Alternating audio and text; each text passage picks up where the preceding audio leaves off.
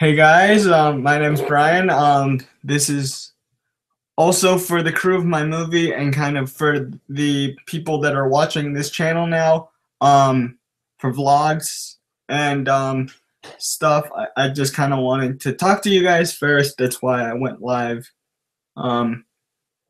early. So I just kind of wanted to sort of give you guys updates on my life and kind of where I'm headed right now. Ever since I made that first video, what do I want to do in college? I think that's an interesting question for everybody. So, a little bit about myself. I'm 18 years old. I live currently in the suburbs of Washington, D.C. in Northern Virginia, which some people say is a separate state than Virginia itself. It's not like it's not its own state. It's just very distinct. Well, all of Virginia is distinct. You got the Piedmont region, the coastal region, the Appalachian Mountains with Skyline Drive, which is very beautiful. I'm not much of an in-state traveler myself, but I live in kind of like a small, I'd say semicircle area of Virginia, which is very small and very suburban. There's a lot of shops and stuff, and I'm pretty sure, you can relate if you live in a suburb outside of a major city. You'll probably have that same feeling. You know what that looks like, and what that feels like. And I'm a regular guy. I think I have a preoccupation with guitars and cars and fake weaponry. I'm about to show you guys some of my fake weaponry in this case. I have a lot of it actually. I have a bunch of airsoft guns. I never use them, which is highly unfortunate, I think, because one time when I was a kid, I kind of went through like a weird phase where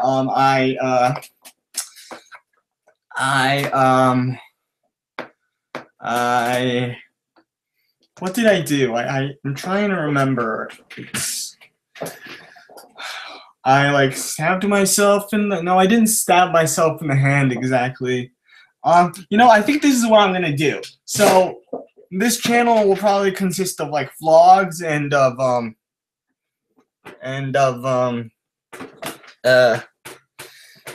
on, I gotta add some people to this chat. I think I don't know, maybe I do, I'm not entirely sure.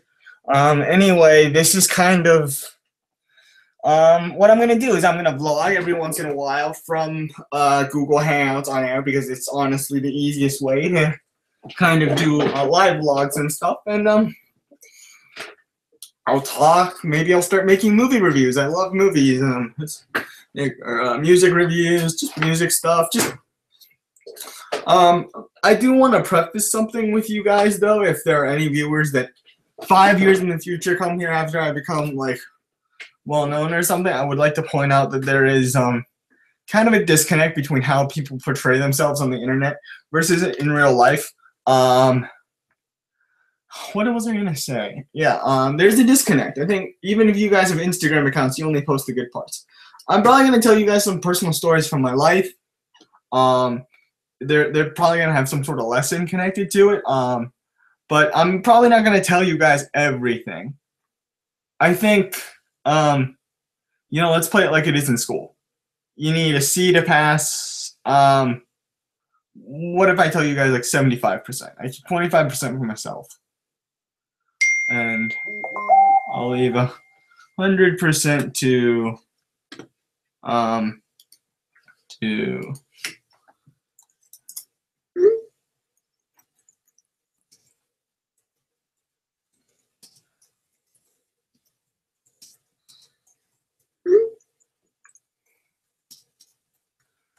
sorry, I'm just talking to Francesca, who you guys met at the last live stream. Okay, yeah. Don't worry about it. You see, guys, there's something called being on top of things and responding to messages that are important. Like if it's like an offer for a project or a job, you really need to be on top of that. unlike some people I know. Maybe this isn't the best time to discuss that. Wow, there's 3 people watching this. This is insane. Hi guys, I don't have the YouTube Hangout thing open. If you have any questions, please type them down below. I thought this thing would accept viewers on air. Does this thing take viewers on air? There are people watching this. I know. Let's take a look. Here, let's see who's watching right now. I gotta contact someone who is supposed to be on here, and he is not here. You see, that's the problem when you try to accommodate people. You know, it's like you try, you know, your very best to be accommodating and to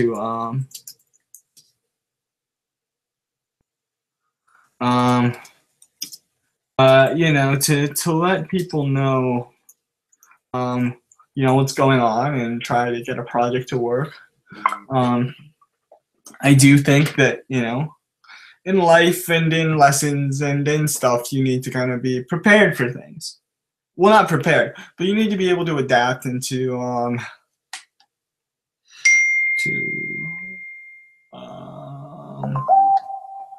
yeah, there's nobody here.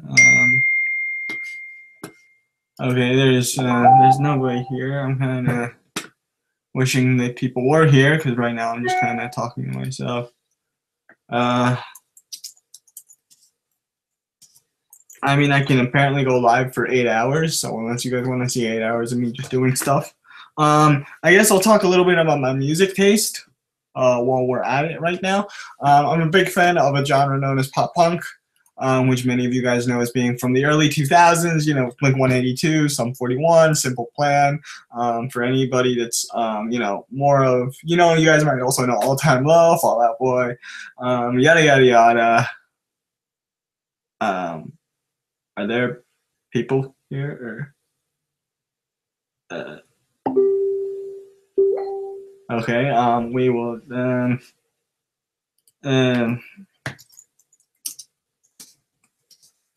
are people going on. There's kind of like a thing that's going on. Shit. I really wish I had YouTube open. It would be great to kind of be able to see what's going on right now. Can I actually watch what's I'm live right now. Yes, I know. I don't know how to go check the live settings. I'm just like bumming out on Google. You know, what's great about Google is, you know, they've really done like kind of an amazing job making themselves into more than just, you know, YouTube and stuff. I think it's pretty amazing right now. And okay, they said that I'm like currently lower than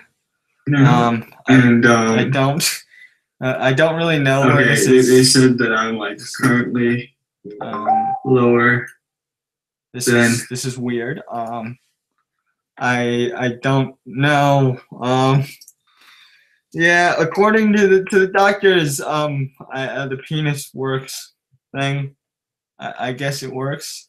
I don't know who some of you people are. I don't know if this is kind of how it works right now. It's I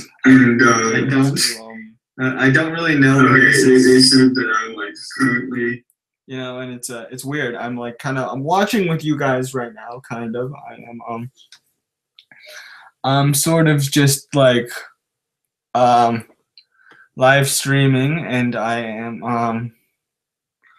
I don't know. I don't have a problem with okay, apparently Michael Perry, did you go to high school with me?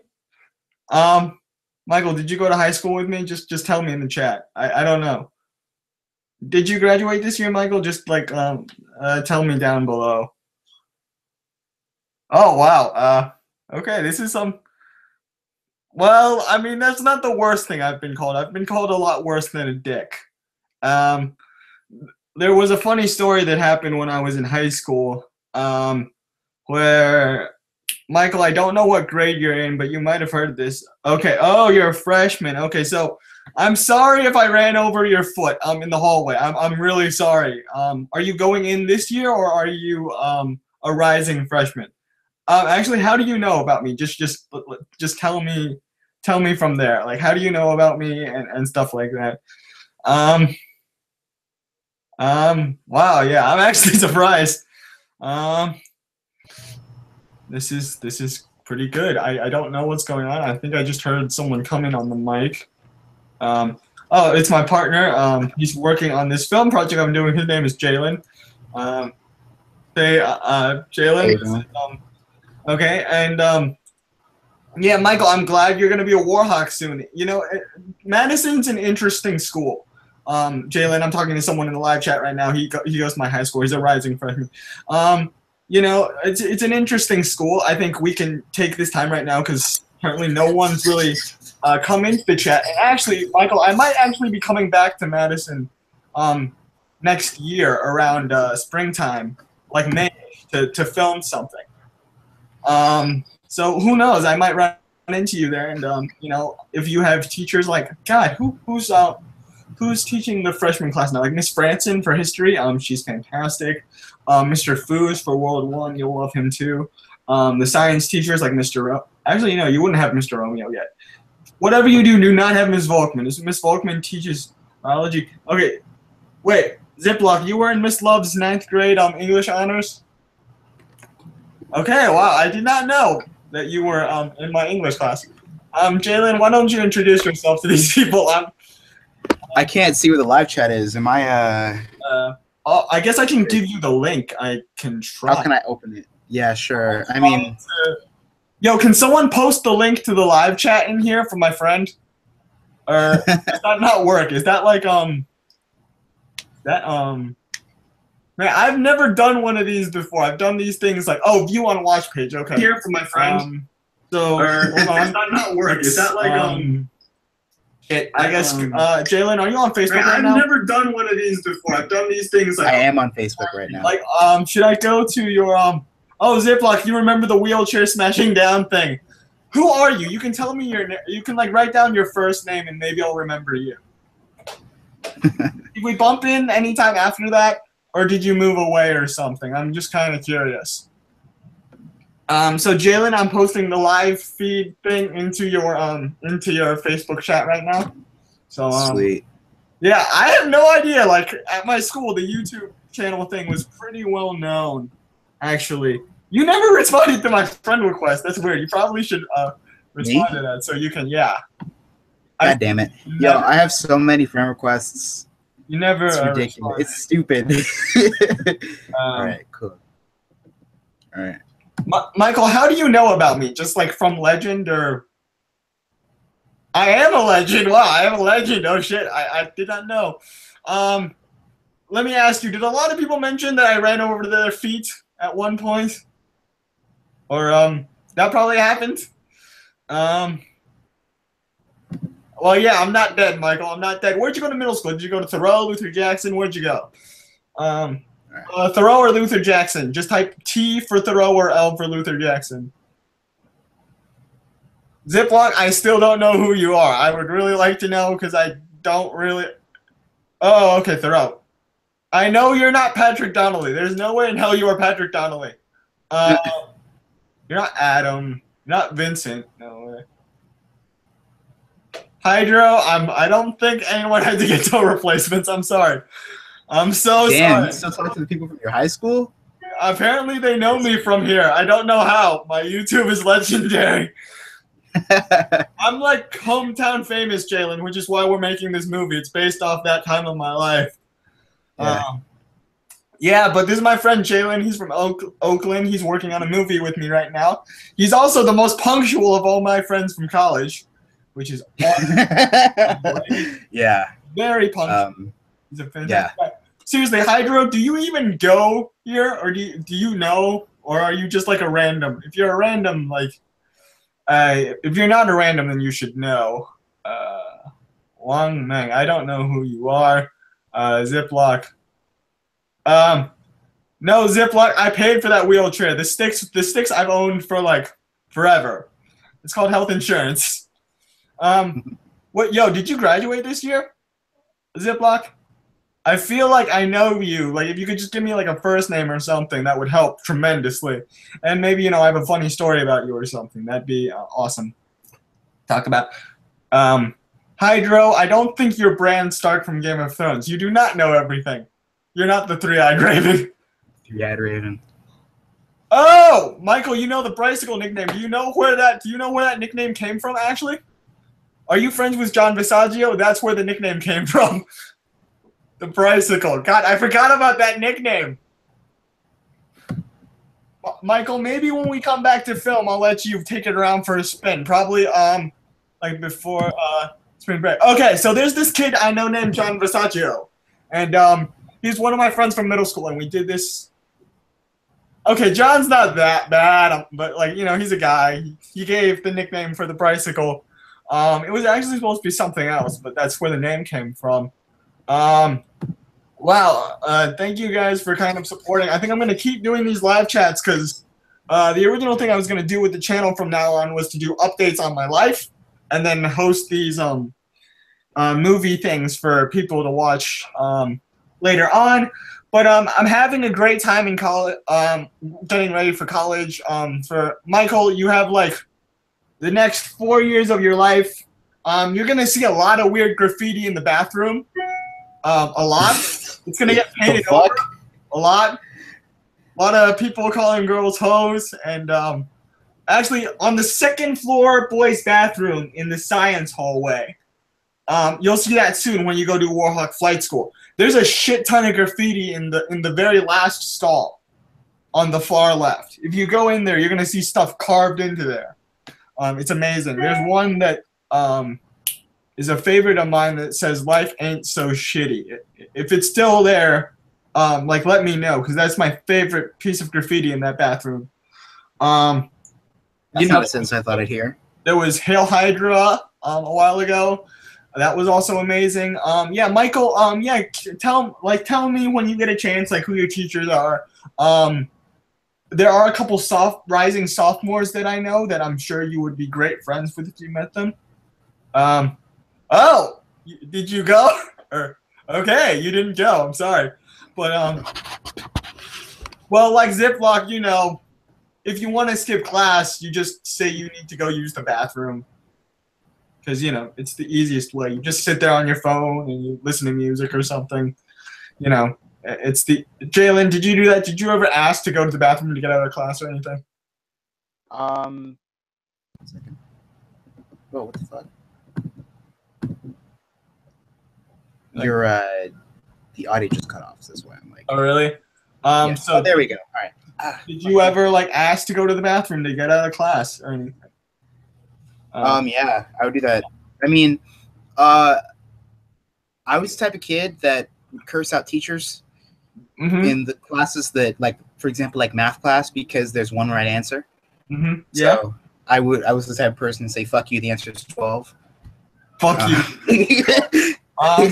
So yeah, for any of you that don't know what this is actually supposed to be for, I'm making like a small movie that was based off my life, and Jalen is a member of the crew. Michael, I think you would actually do very well in like bit parts. So around spring break or something, when we come back to town, Madison. Okay, I gave Madison a lot of shit, personally, because I didn't like high school. Even as much of a legend as I was, I couldn't really go party or anything, so it was boring. And shit, it was very boring. Michael, if you go through the halls, it's really boring seeing black and red every single day for the next 4 years. Also, the giant Warhawk metal statue in the fucking front lobby. I thought that thing was gonna fall from the ceiling and kill me every single day. Ziploc, who are you? Do you know who I am, or? I don't know who you are. I wasn't friends with Dylan Lau. He hated me like a lot. Is this Carson? Is this Carson Casper? or Matthew. Seriously, who are you?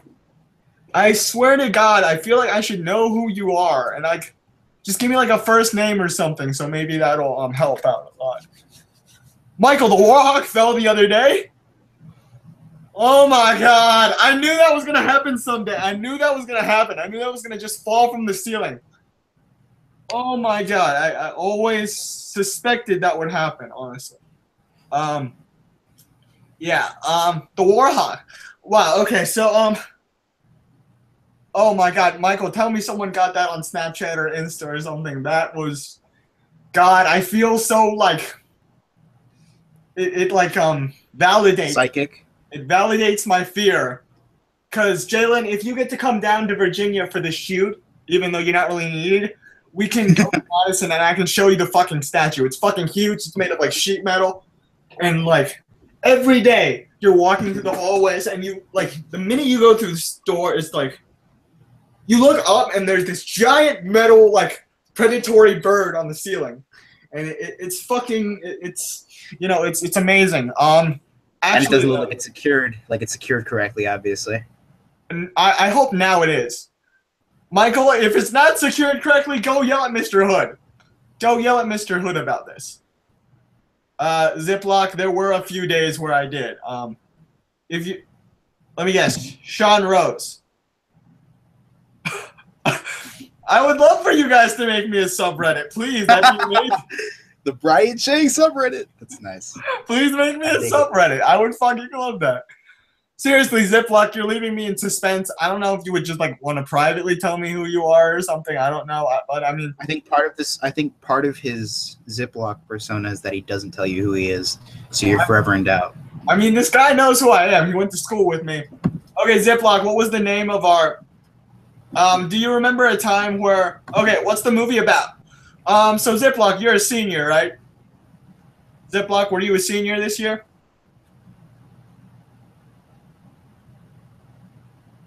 Okay, stop fighting with the freshmen. It's not worth it, man. It's not worth it. Come on. Not worth it. Oh, shit. Okay. All right, guys. Okay, so you might have heard about the time I got catfished by a guy named TJ, and I was, like, really pissed for a while. Okay, you're gonna fucking curb stop Michael that. Dude, you're probably going to VCU or something. The next chance you'll get to curb stop his ass is Thanksgiving. Like, you really want to find this kid? Oh my God. Oh my God, you guys drive me fucking. It was Vincent. It was Vincent Vo. It was Vincent Vo and TJ. Michael, how the fuck do you know about this? Did someone tell you? Someone told you, didn't they? Michael, someone told you. Who was it? Just tell me. I definitely know who this is. Yeah, Vincent's in this movie too. Not him specifically, but a character based on him. So yeah, basically, Jalen, you know this story, but I'll reiterate it now for the chat and for history. I was like really fucked up my junior and yeah, see the rumors. The rumors always happen. I was really fucked up like my senior year of high school. So no, junior year. I joined like Tinder and I was doing stuff and I met a girl on Tinder and like we hit it off. But then like Vincent thought I was getting catfished, and then one night I kind of went into school. Like I was spouting off about school shooter shit, and then they yeah okay, you obviously don't like Vincent. You're not Carson. You might be Carson. No, Carson's already subbed. Jesus fuck! What school do you go to, bro? You're not David Nara, are you? You can't be David Nara. Ryan Straka, you're not. Seriously, Jalen, if you get to come down here for the shoot, I will tell you everything. I will let you meet most of the people that I know. But yeah, our school's nuts. Like what I said is not Carson. Okay, thank you, Michael. So Michael, give me your perspective on my legacy here. How well known am I? Actually, like how famous am I?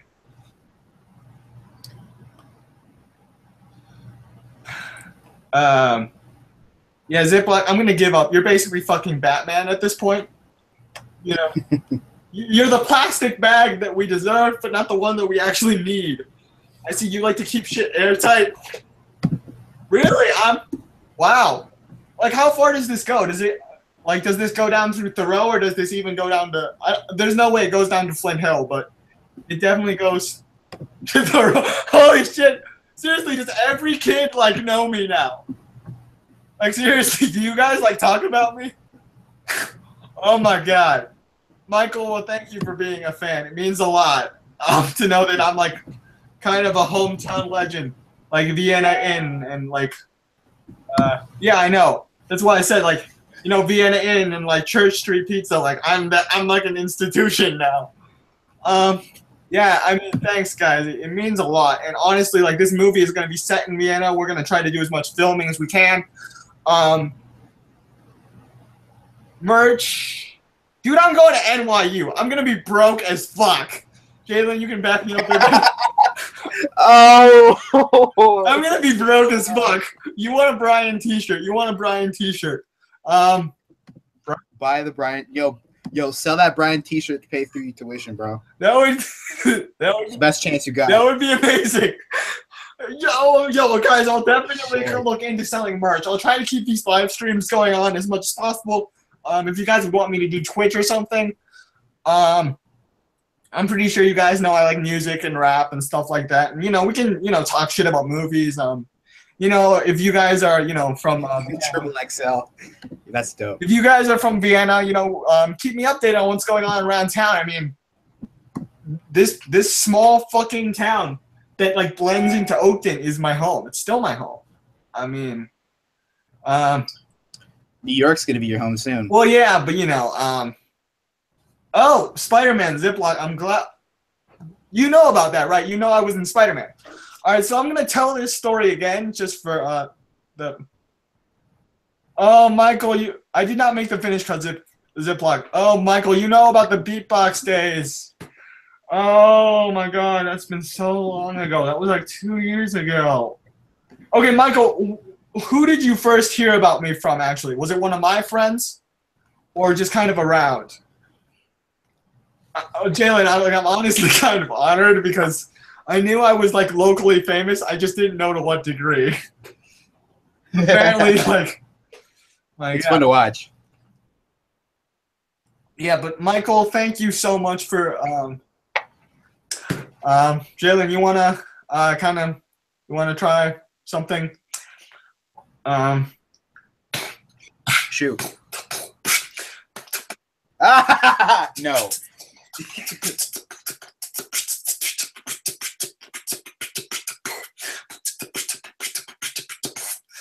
Michael, yeah, I don't know why I'm like locally well known. The beatbox thing was a couple of years ago, actually. But yeah, it was about 2 years ago. That was like a couple of years ago. I'm not that good. If you know Alfredo, then he's much better. Yeah, Jalen, these are the kids that go to my school. Michael, you are a rising freshman. Ziploc, you are somebody that I knew from school. But yeah, Michael, you don't know about Spider-Man, do you? Or was that mentioned at some point? Yeah, no, it's a really I've had an interesting life, guys. I've had a really interesting life. Yeah, Jalen is in an interesting life too. I think he has. Yeah, I haven't talked a lot about it. You'll hear more about it at NYU. You'll be seeing a lot of my friends in the next few years. The next 4 years is going to be like, oh yeah, that's right. Yeah, I was an extra on set, and I got Tom Holland's autograph. Shit, everybody knows. All right, that's amazing. Yeah, it was just an amazing experience. He's a really nice guy in real life. He's like the nicest dude. He's like very British, very funny, amazing guy. Okay, Michael, like, I just kind of want to know, when's the first time you heard about me? Like, how old were you? Like, just in the last 2 years, or like even when you were like in 6th grade or something? How long ago did you first learn about me? Because if you went to Flint Hill, like some of the teachers, I don't know, maybe it's been a long time, but people know now, which I think is amazing. I love kind of all of the love that we're. Oh, 7 or 8. Jalen, did you see that? Like he was like 7 or 8 years old. Damn. First heard about me. God, you're 14 now, right? So this would have been what? 2011-ish? Shit, I was like 13. That's like OG Brian days. That's like making YouTube videos like screaming at walls and shit. That was damn, that is like vintage actually. Wow. So you must know about all the things like the riding the scooter into the wall thing. You must also know about. Yeah. Jalen, you don't know this story, or did I tell you about the student government thing where I rode into like a gym wall? I didn't hear about this. Okay, so for the benefit of the live stream, for the benefit of history, I want to take you guys back to the junior year SGA elections. And Michael, you might know a lot of the people that were on SGA. Ziploc, you know I play airsoft. I don't play paintball. But you know, it was girls like Audrey Kellen and like stuff like that, and they were running for SGA, and it was all the same kind of boring shit. There's Jackson. I forget his last name, but there's a guy named Jackson. He was actually the only person in SGA who I thought was relatively competent. Michael, if you know a kid named Joshua Suh, he's the only other person I've known that's actually genuinely passionate about student government. So anyway, you know, these girls give their speeches, and you know they're all dressed up in dresses and shit. Oh yeah, Jackson Ayers. That's who. Oh, you know Jackson Ayers. Oh yeah, yeah, Jackson Ayers. Great guy. Jackson Ayers, a good friend of mine. So you know, these girls give their speeches. You know, it's done, and we all probably voted for the same 5 or 6 chicks. Because you know, there's really no options. SGA is dumb in that it only gives us like a certain number of people, and it sucks.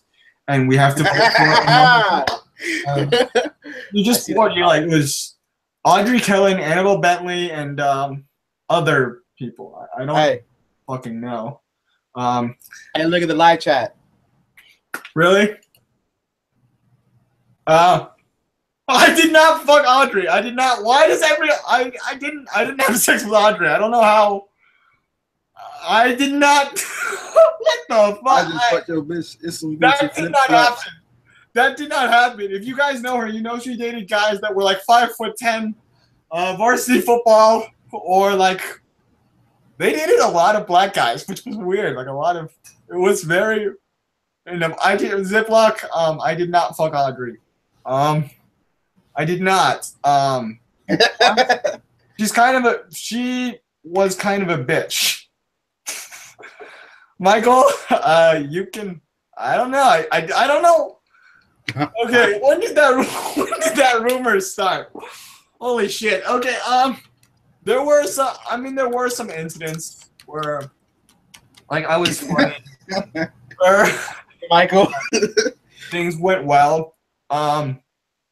Honestly, if I was being serious, I'm actually surprised it was Audrey and that it wasn't like Hannah Ravenstein or something. This whole movie actually started because a couple of years ago I got shown by my friend Iman nudes of like Audrey and Hannah, and that completely fucked my mind. That's a great name. It fucked my mind completely, which is where this movie starts. And then, you know, the catfishing thing happened after that. And I don't know how much you guys know about the fallout from that, but I wasn't in school for like a week or so. Like, I wasn't in school. I was just at home. If you guys know Patrick Murphy, he might have mentioned that they actually counted the times that I said, like, oh, I'm kind of fucked, or like I missed that girl that I thought was the real girl, but like was the catfish.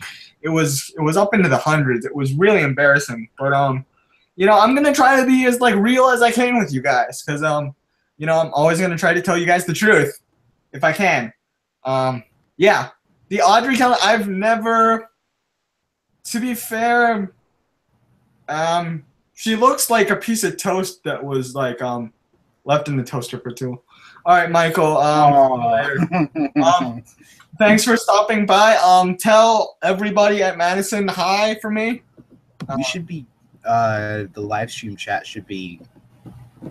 The live stream chat. The Snap Crew chat should be starting soon, right? Yeah. It should. I don't know where everybody is. I'm kind of looking for everyone to get started because. Okay, remember John, who's, you know, I brought in as maybe our director. He's not able to make it at the actual time. God, I'm going into the crew chat right now. And I'm like,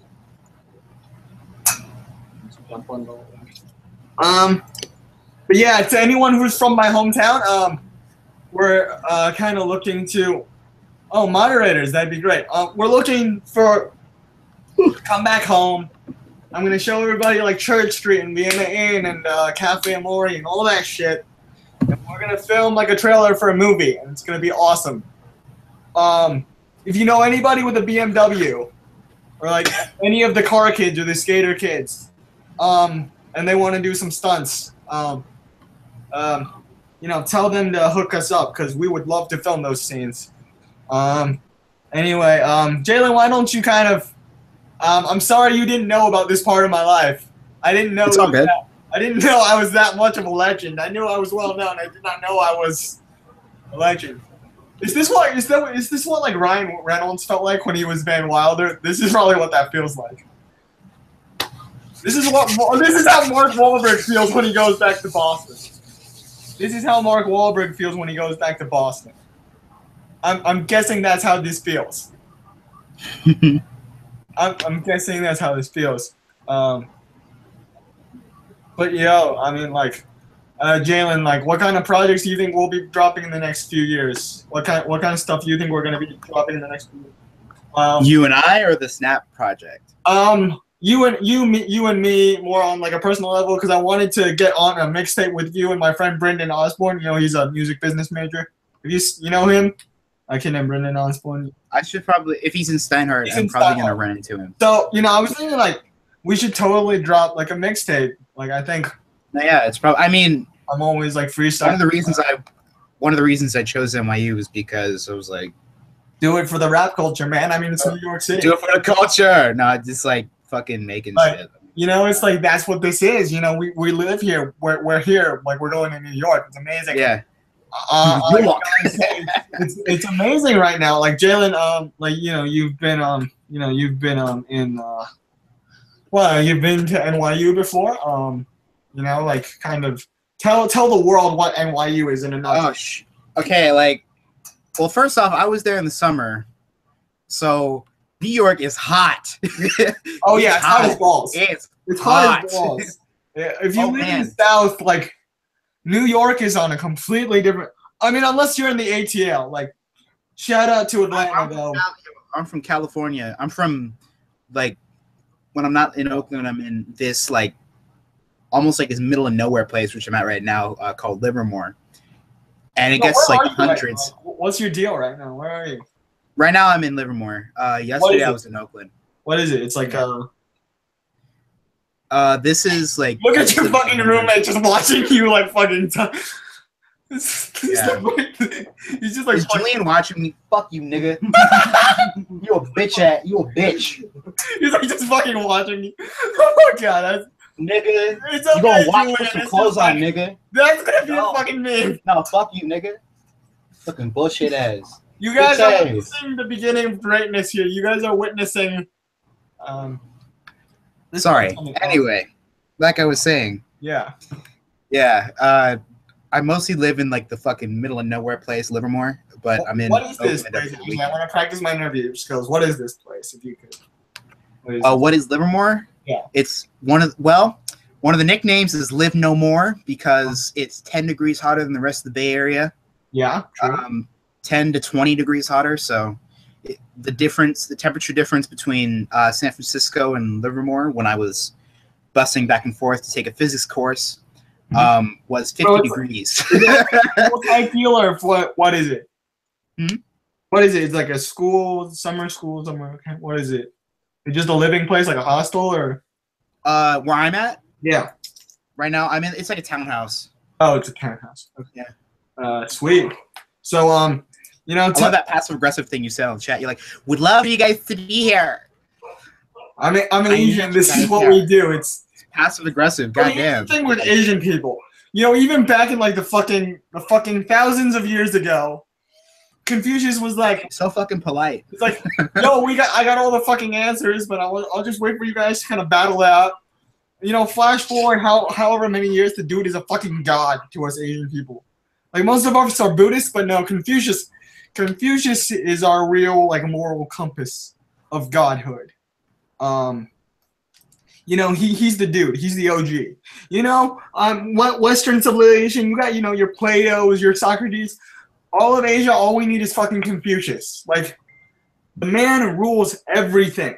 Everything. I'm not even joking.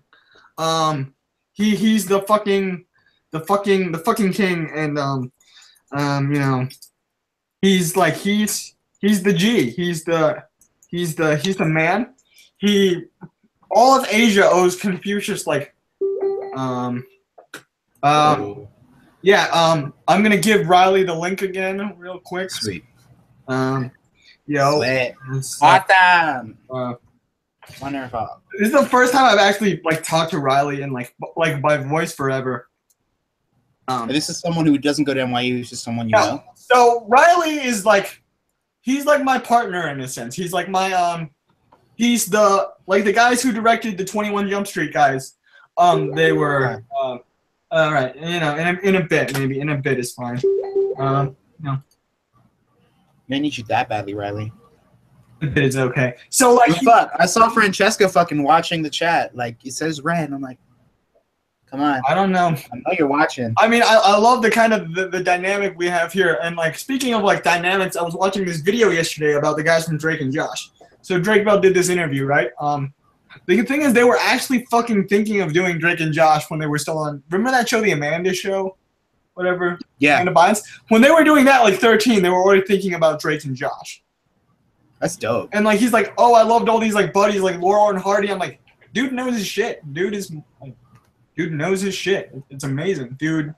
Okay, for any of you guys who watch this in the future, if you're like way too young to know Drake and Josh, watch it. Drake and Josh is like a complete classic of TV.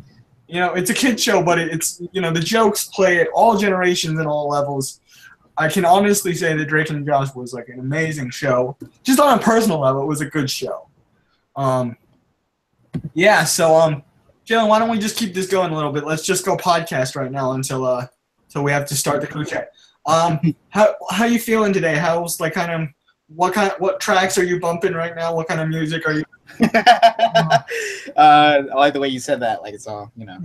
Yeah. Right now, well, for the past 2 months, I've been in a creative slump. So everything that I've been posting the past few weeks has just been like backlogged shit that I'm like, in case of emergency, break glass. Yeah. No, totally. I understand. Everything's like from which track? Like, yeah, what you've been listening to, like what you've been pulling from for inspiration here. Yeah, I've been pulling from. You're a big fan of Damn that just dropped like this summer. You know, yeah. His latest. I'm a huge fan right now of pardon the really obscure names, but I'm really liking Where Is Alex? That's a really good artist. Oh, hey Justin, welcome to the Brian Cheng live stream thing. I just found out like I'm a local legend in my town, and that kind of went on for an hour. So this is Justin Woolman, to the people that are now tracking my journey, because this is what I'm going to do every week instead of vlogs, because this is so much easier for me to just talk and do shit. He is the director of photography, pretty much, on the project that we're calling Snap, and there's other people here, but Justin, just to update you on what we've done, we have a new producer who's by the name of James Chu, who is going to be. We pushed the shoot back to second semester. Right. So Alex is out, yeah. Who? Is Alexis out? I'm gonna give her one more chance, but she's probably out at this point. She doesn't care. She's off partying and doing whatever. Yeah. Right. Nah. Yeah. Yeah. So Justin is also in my band, which is called Misplaced. We are going to start performing pretty soon. For the people that watch this later, we're a Blink-182, Green Day, all-time low style band, you know, state champs. Speaking of which, I kind of wanted to bring, because you guys both represent my two favorite genres of music in a sense. Jalen, you're a hip hop guy, and Justin, you know, you're like me, you're a pop punk kid. And you know, I don't know if you guys ever thought about this, but there's a lot of interlac in those two genres when it comes to adolescence. There is. There is like genuine and very like unique feel. It encapsulates adolescence. I mean, like, not the trap shit. Like, the trap shit is like a high school kid trying to act like they're 25. Yeah. The trap shit that's a specific scene that's sort of I think like the problem now with everyone our age is like we're all trying to like act older than we are. And, you know, there's like 15-year-olds looking 20, and it's weird. It's a weird time right now, in this day and age. Right. I think definitely. Yeah, you know. So what I was saying earlier to the live stream people was that if we're lucky enough and there's time and we can work it out, we can actually maybe shoot in my hometown where Snap is actually set. I can maybe ask my high school principal to let us use spring break. You know.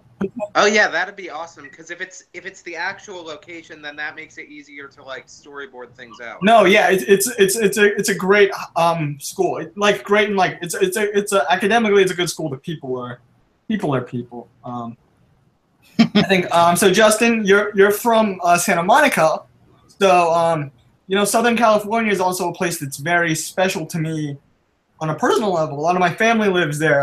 The first girl I ever really, had feelings for is from that area. And, you know, LA's always represented kind of a space of dreams. But I think for me, like, I couldn't go straight to LA after being in Northern Virginia so long. I think, you know, you guys all came to NYU because you wanted something different. Absolutely. Me personally, I was looking at like UCLA, and then I looked at some few film schools like here in Virginia. Those didn't really pan out, and I didn't really want to stay here. So NYU, I think for anyone that watches this in the future, if we're all famous, which is fingers crossed. That's the great thing about the internet. We have records of everything. Embarrassingly. Yeah. So, you know. I'm going to look back and be like, fuck, I was.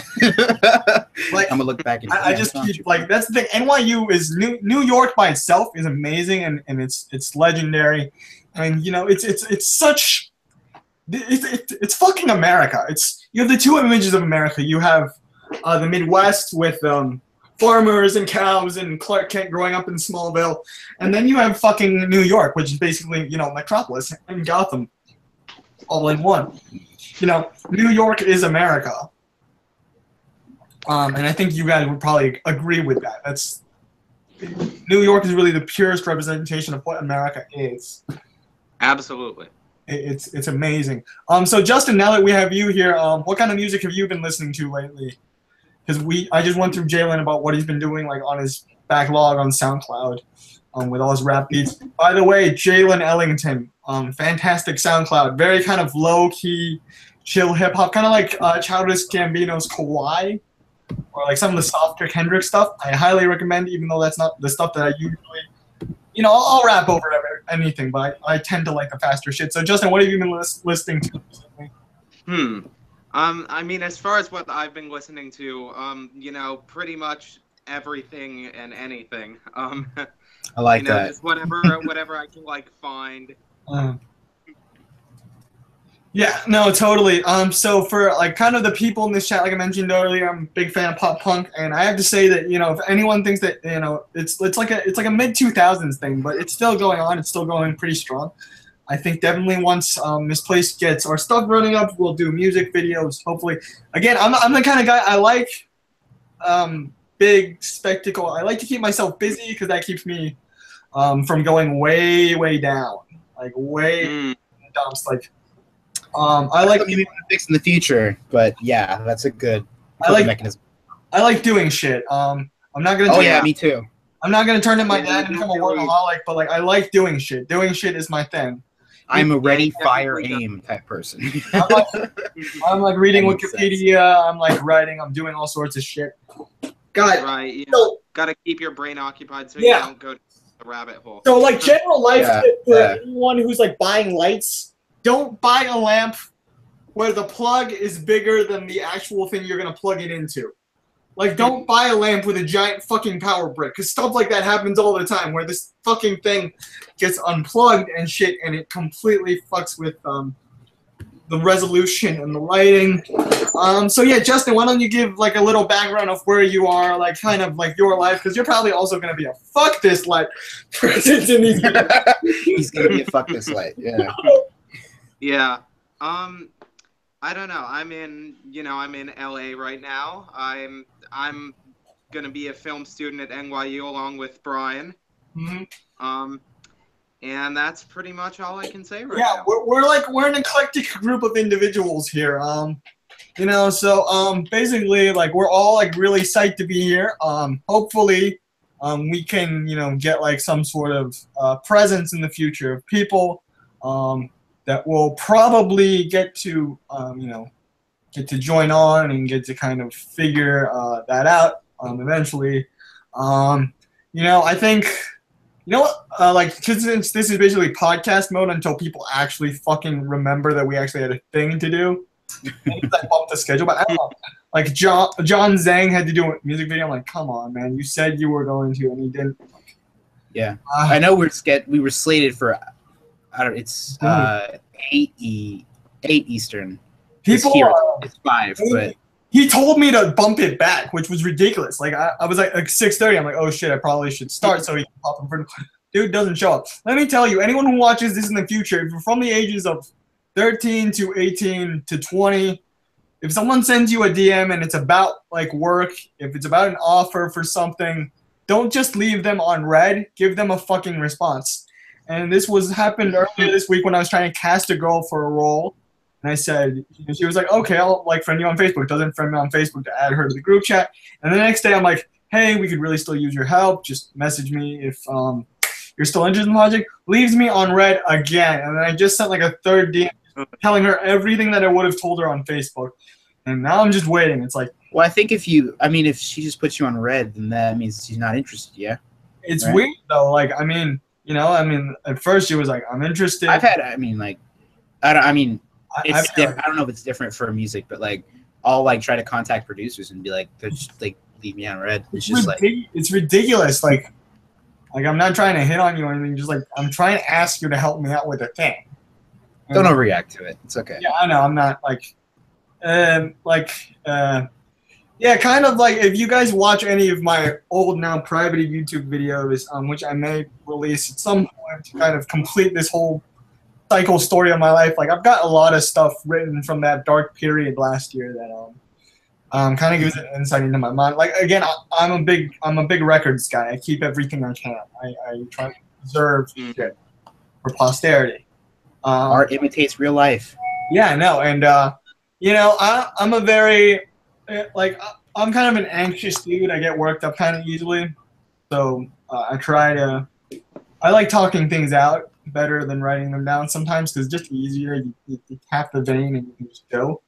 I don't know about you guys because we're all artists here. I think a little bit like most artists. Correct me if I'm wrong. We all have a little bit of that anxiety. Like you can't be happy to want to do this. I think the tortured artist trope. Yes, I mean like that's true. Or like you have to have some sort of shitty life because even Justin Bieber. What a lot of people forget about Justin Bieber, even though I dislike him, is that like he's basically just him and his mom, which a lot of people forget. And he's actually kind of okay. Controversial topic. Did the internet kind of make Justin Bieber into a douchebag? I'd say it was enough of one to begin with.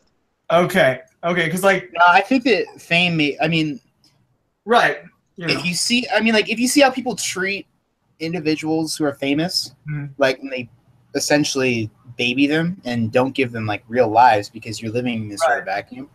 Yeah, I know. Exactly. Something that's like not human. You're just like everyone is telling you, "Oh, you're great. Oh, you're wonderful." Right. So you believe it, right? Because it's all you know. Like, and especially when you're so young.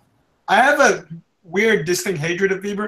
Because like it or not, every guy, if you're trying to get a girl, you're basically competing with Bieber and other guys like that on a smaller level, on a weird level, where it's like not really. Well, kind of like for attention, anyways.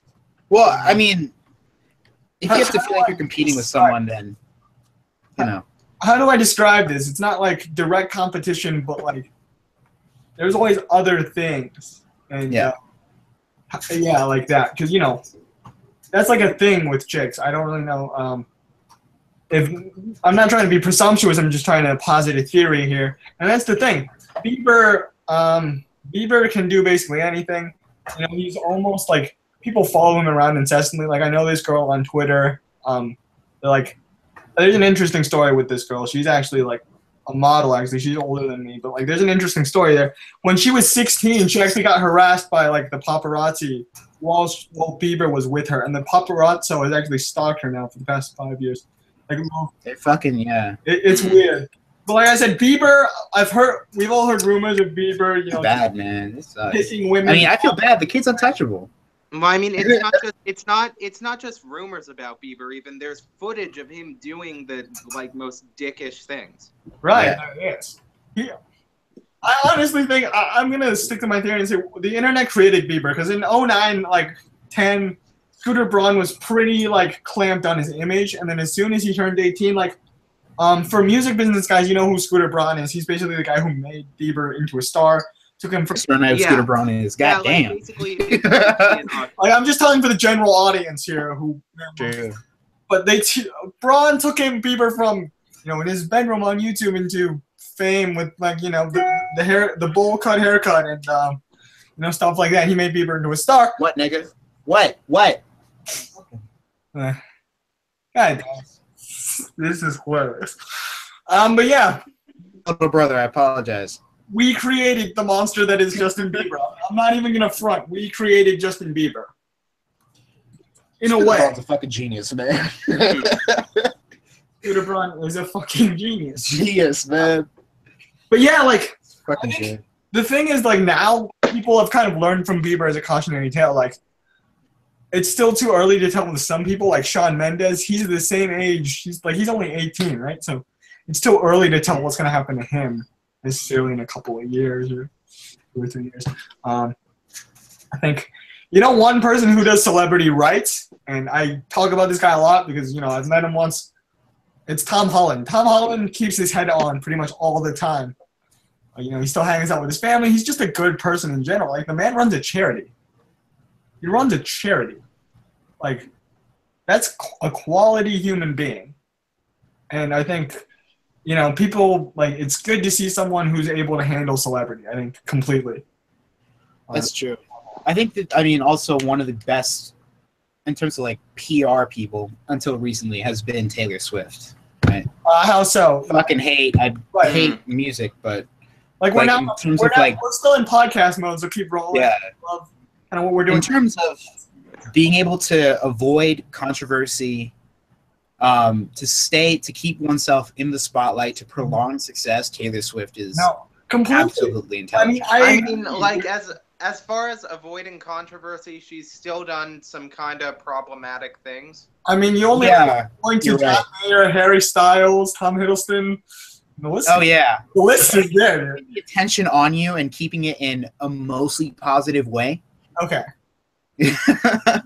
I'm gonna posit I'll swallow that point on. Yeah. I'm gonna posit this. The only Taylor Swift album I like sincerely is Red, and that saved her career.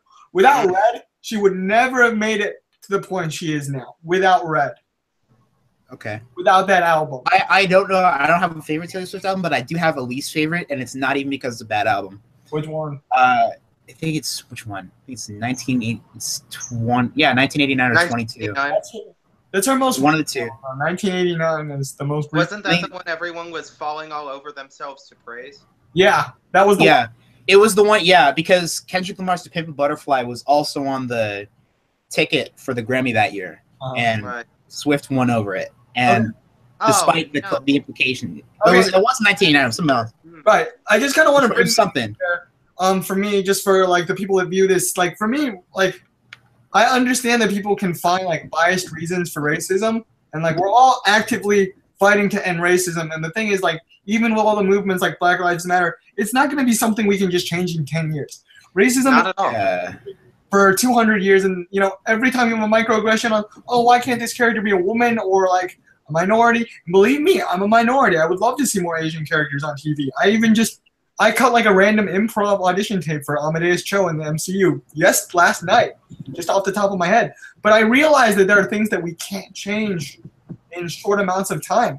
Yeah, I think it's there's this idea between not idea.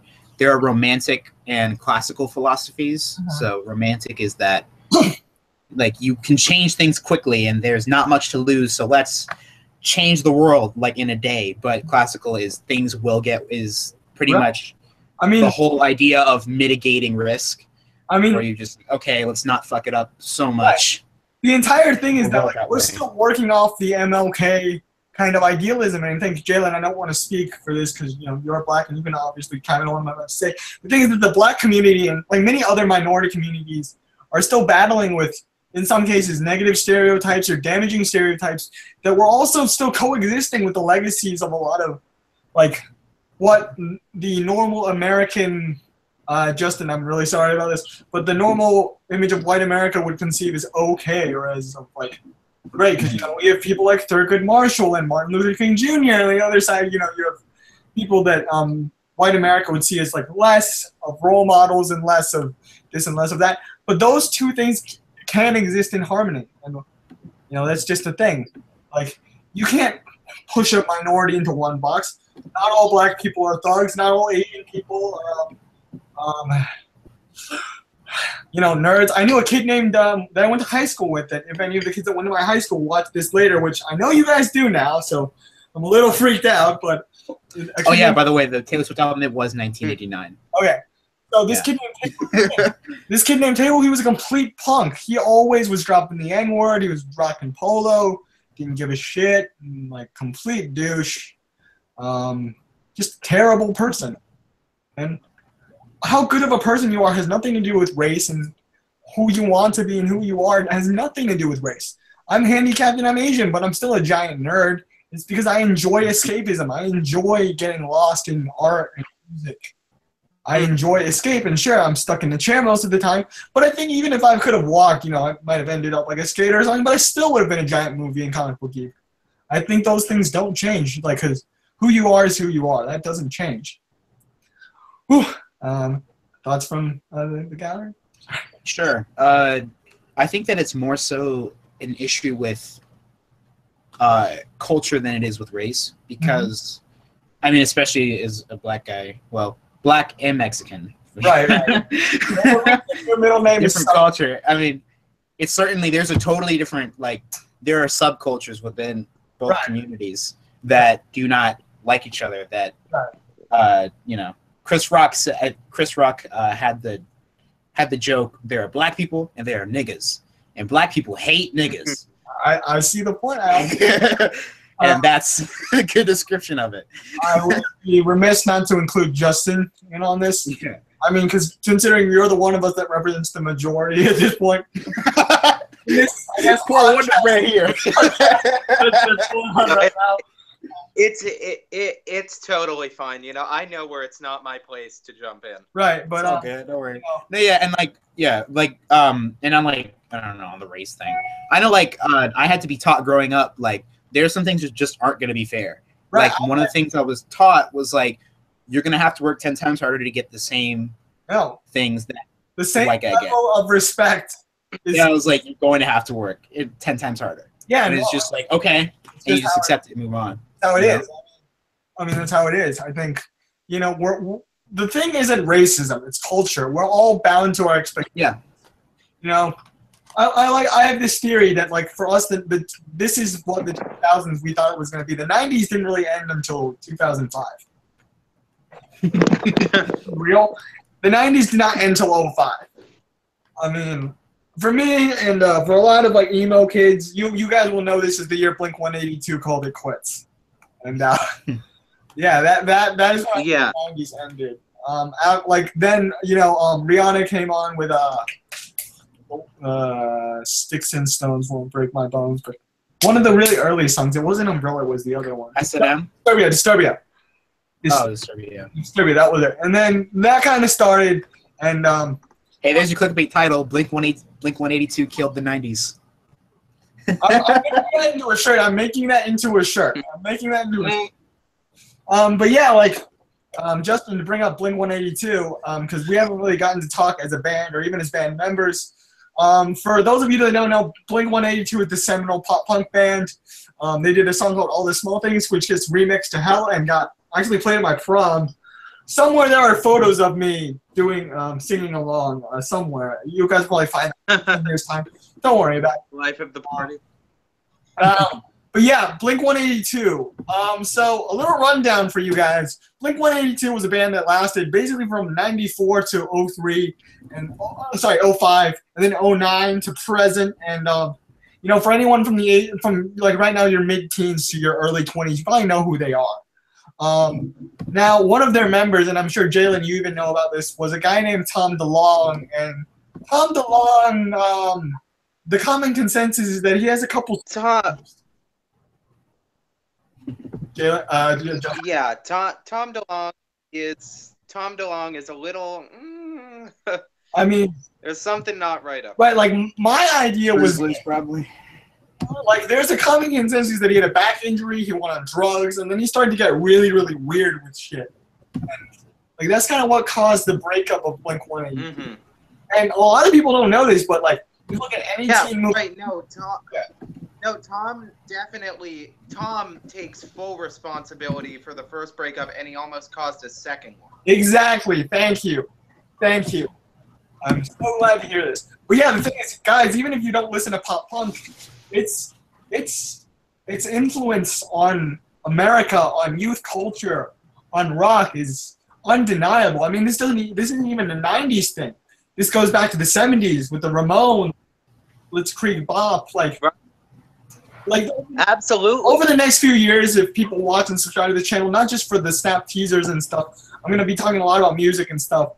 But yeah, pop punk is being a teenager. It's rebellion. It's confusion. It's not knowing what your life is. You know, everybody wants to be cool, and that's hip hop's job, and that's, you're bumping in the club, and all girls piling on makeup. Yeah. And, yeah, find me in the pub, bottle full of bub, that whole thing. Dude, you got 15-year-olds with like $500 Rolexes. I personally don't like that part of hip hop, but yeah, I mean, like, guys, you don't have to grow up so fast. You have, the rest of your teens. You have your 20s. Right now, you're very fragile. I've talked to so many people in my life, and I have a magical gift for opening up people. So I know how some people that you think are like that can feel inside. And really, we're all just the same when we're in high school. We're scared. We're insecure. We don't know anything. Which actually brings me to the point of what this was supposed to be for, but I guess no one's actually. I really hope people show up. Why the fuck won't people show up? Because we said 8. Said 8. It's not 8 yet. All right, I'm glad that these things can be streamed for long, long times. But anyway, so, here's the thing. You don't have to grow up so fast, and I think you guys can agree with me, right? Growing up takes time. It's not once you hit a certain age, you're done. It goes for a while. I grew up way too fast. Right. For me, I had to deal with, watching my fight all the time. I had to deal with all these crazy medical things. I've got scars on the back of my knee and the back of my calf, and I've spent a lot of time in hospital beds. That shit makes you grow up fast. It makes you see the world in a different light. But that also makes you realize that, you should try and realize and enjoy life. And once Snap comes out, you guys will see a fictionalized version of the journey that I took. But quite honestly, I remember last year when I was over there in the corner of my room, lying on the floor, laughing like a maniac, listening to Blink-182, because my mind completely just snapped into pieces. And when I put myself back together, I learned this. There's a lot of time to live the world, and you can't spend your entire life angry or guilty. You'll always be angry or guilty. That's just human emotion. But you need time to grow up and forgive yourself. That's what college is for. That's what Right, absolutely. That's what ending up blackout drunk in the next morning in your apartment is for. That's what terrible one-night stands are for. Is to help you grow up and figure out who you are. Me today is not the same as I was last year. If you asked, what day is it today? It's August 7th, 2017. If you asked the Brian of August 7th, 2016, he'd probably say similar things, but he wouldn't be able to back them up with the kind of conviction I have now. And that conviction is thanks to getting into NYU. Again, I'm going to show the Violet family a lot of love over the next few years, a lot of love. Honestly, anyone from NYU admissions sees this. You guys saved me from a hellish job in IT. Ironic, even though I'm still taking programming. If anyone's the person who you know what I'm talking about when I say this, the person that gave me the golden ticket. Shouts out to Ajinska Rojinska. She's awesome. Whoever you are, thank you so much. Thank you. You saved me from music tech. All of us, really, from all of us. Person. From all of us. Thank you. give us a chance to pursue the best of the best. Jalen, you kind of had a weird story where you kept going down the ladder. This is your chance to find out who Jalen is. And Justin. Oh yeah, it was a weird ass story. Yeah, you'll hear more about it. I kind of like glossed over it. No, we should do this more often. We really should do this more often. Just a bunch of us just get together and talk and live stream. Just chat and shit. This is like, who are you? You're like, hi. Yeah, Justin, I know your story, but you're probably like me and Riley, where you didn't have a lot of friends who are interested in film, and this is your chance to kind of. Oh yeah, I was like black kid in Asian school, dude. Yeah, everyone, we've all come to college to do something. Even the girl that I hated the guts of for 4 years and inspired probably the villain of this story. She's going to Clemson to study chemistry. I wish good on her. I wish her the best, honestly. That was Audrey, who you heard about earlier. For the record, Cheng, I never. Okay. Oh wow. Why are you so? That's why they were saying that. Sex with her. I did not have sex with her. I don't know where this came from. I have one like that. It's not. This is ridiculous. I never touched the girl. Yeah. No, I rarely got within 10 feet of her. Rarely. And that's even with a motorized wheelchair that goes 3 miles an hour in a London. Rarely within 10 feet. Rarely. I mean, how can you be a dick to a handicapped person? That's kind of amazing. Well, to begin with. I really know she was being a dick. It's going to happen. And then me being emo and angsty. And, when you're a nerdy kid, girls at that age give you a weird thing you have a weird love-hate relationship with the fairer sex at that age, and I'm pretty sure most of you guys can kind of agree. It's a weird love-hate relationship. You have to grow out of that misogynist, a little bit of that misogyny. And I'm not gonna argue with the fact that people might call me misogynistic at some point. That's just a thing. I'm not going to deny it or argue with it. I think especially nowadays.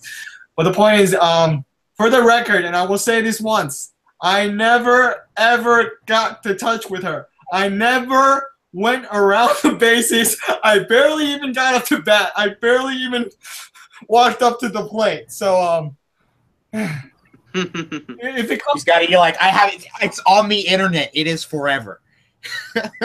If something happens in a few years, then something went right, or either. If there's your testimony, let's note the date, note the time. If something happens later, I'll let you guys know, and I'll completely fucking own up to it. I won't brag about it, but I'll own up to it. I promise. But yeah, it's weird. I don't know where this myth came from. This girl was one of the most popular girls from middle school to high school, and I low key in secret hated her for several years. What's odd is though that I wrote her an apology letter, and the letter she wrote back to me is actually now one of my most prized possessions. As kind of a reminder that it can change, and that people are actually more aware of it. People just people are just figuring shit out. We're just what the fuck's going on? I think that's amazing. But yeah, do you guys have any people like that in your life that you knew that you kind of had bad feelings about, but then they kind of reversed later on? I had the opposite, which is way worse. Someone who I thought was my friend and turned out wasn't. You know about that. So earlier I was like, oh shit. Oh, I feel you there. Okay. I can back you up on that one. I had a very similar experience myself. Oh yeah, I had a girl try to get me kicked out of my school. Oh Jesus.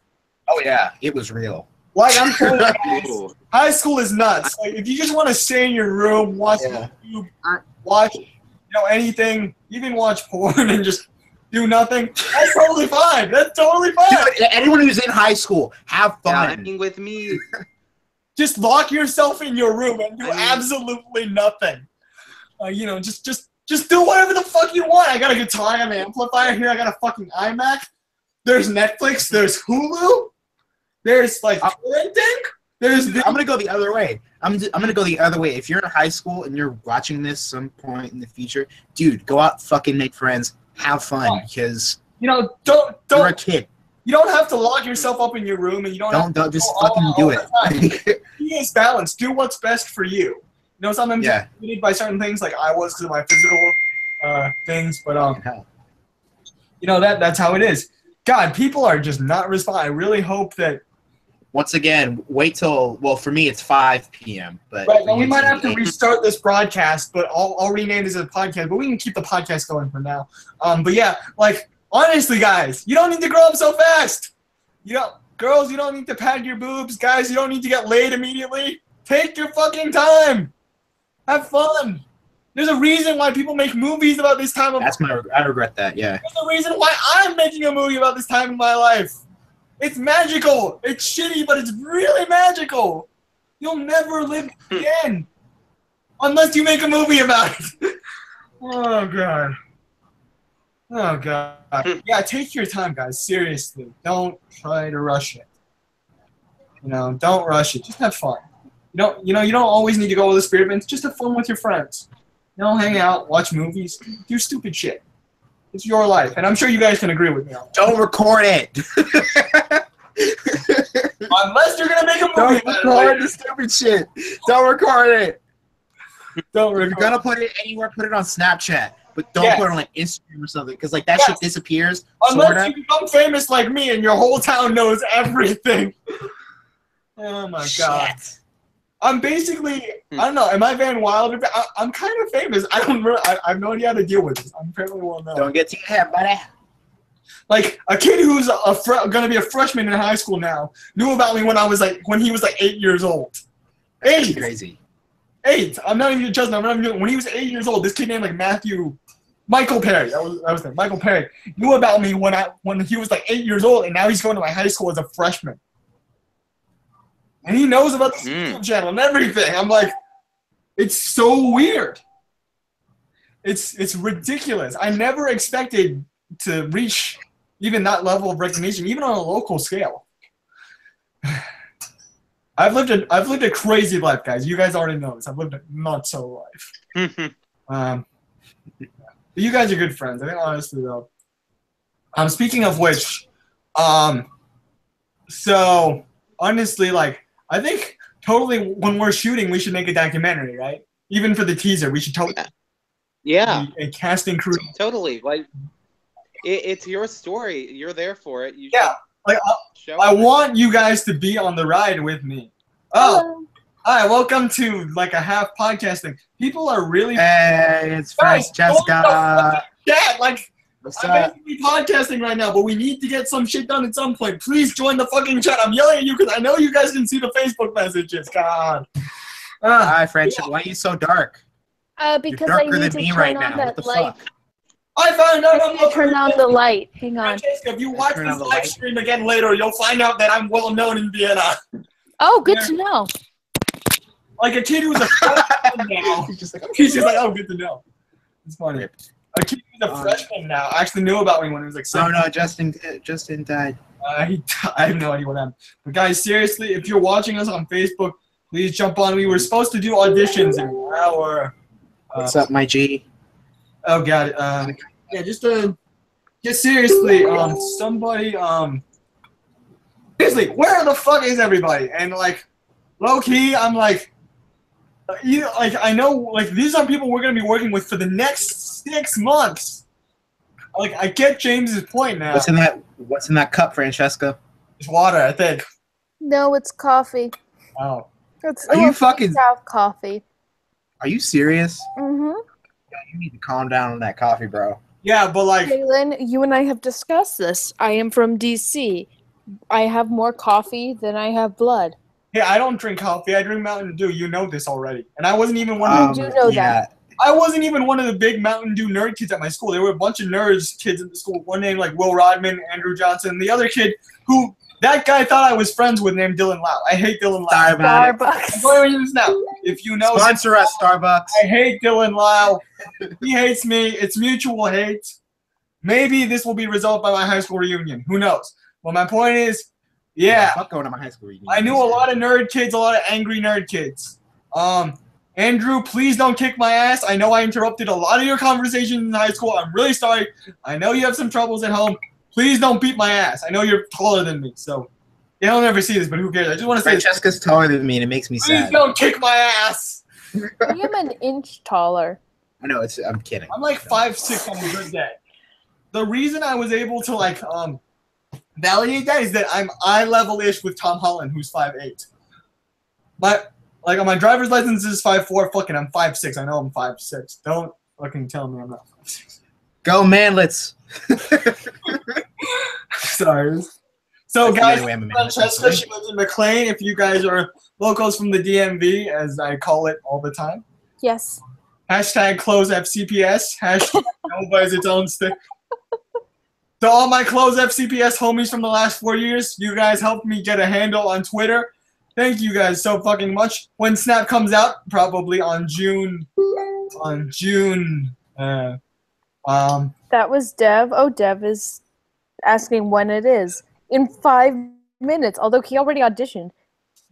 Oh. I'm telling him. It was 9 or 8? Yeah. It was 8. Dev and I are like the same person, different bodies. I don't know. It's weird. Everyone, the schedule's off. Like, seriously, I'm just going to tell everyone to jump online right now. Yeah. Dev and I have the same personality type, and so he's cool.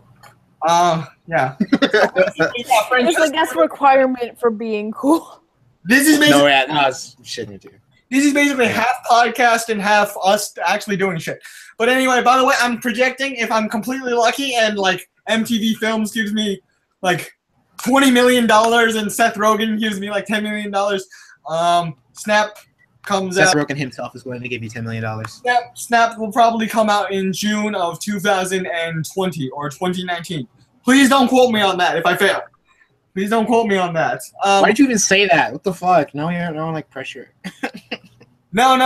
We'll see. But definitely, I'm hoping before I get too old to be in a high school movie. Let's just say that. There you go. From the cameo. So like 27. I'll look like this for a long time. So long as I remember to shit. I'm already too old to look like I'm in a high school movie, man. I will look like this for a long time. These things. All right. But yeah, shit, guys. Actually, everybody's busy. Okay. Look, guys, if you're okay. Look, just I'm really sorry that you have to step out, but thank you for joining kind of the podcast portion of things. Just doing like more. I was gonna do vlogs on my YouTube channel. If you look at the one public video I posted. But I thought this was easier because I like to talk. Yeah, this is Francesca. She's my friend. She's helping me make this thing a reality. Hopefully, you will be there when I sign that fucking contract with Warner Brothers or 20. Hopefully, yes. And I'll be like, oh, hi, guy from Viacom MTV. Is it okay if my friend watches me sign this contract? BRIANG. And like, boom! You're going to see a movie, and hopefully it's going to kick ass. Yes. All right, like here's the thing. I would be happy if like at least a few of the big YouTube movie reviewers liked the movie, like Jeremy Johns and Chris Stuckman and like some other people. I don't know. Mm-hmm. If they were happy, then I'm happy. Let's just say that. That's what I want. That's what I want out of life. Is for YouTube people like me, because for YouTube reviewers to be happy about a movie. But yeah, anyway, like hypothetically, this could be like I want Anthony Fantano to love everything I do. It's like hypothetically, this could be a big movie. Honestly, hypothetically. Yes, hypothetically. I'm talking like Tom Holland, maybe Ariel Winter. I don't know, like people, famous-ish people, and then there's me. But hopefully, I'll be like a stand-up comedian by then. Who knows? Or I'll get famous through YouTube. Who knows? But yeah, like Francesca, tell the world about yourself. I want to take some time to breathe. Oh, okay. I'm sorry, I'm literally out of breath. Oh shit! I have to talk. I'm not prepared for this. Okay. You need some caffeine in that coffee. Yeah. Well, decaf already has. Well, I like coffee. That's one thing. She likes coffee. I live 20 minutes away from Brian, and DMV. Sorry. Yes,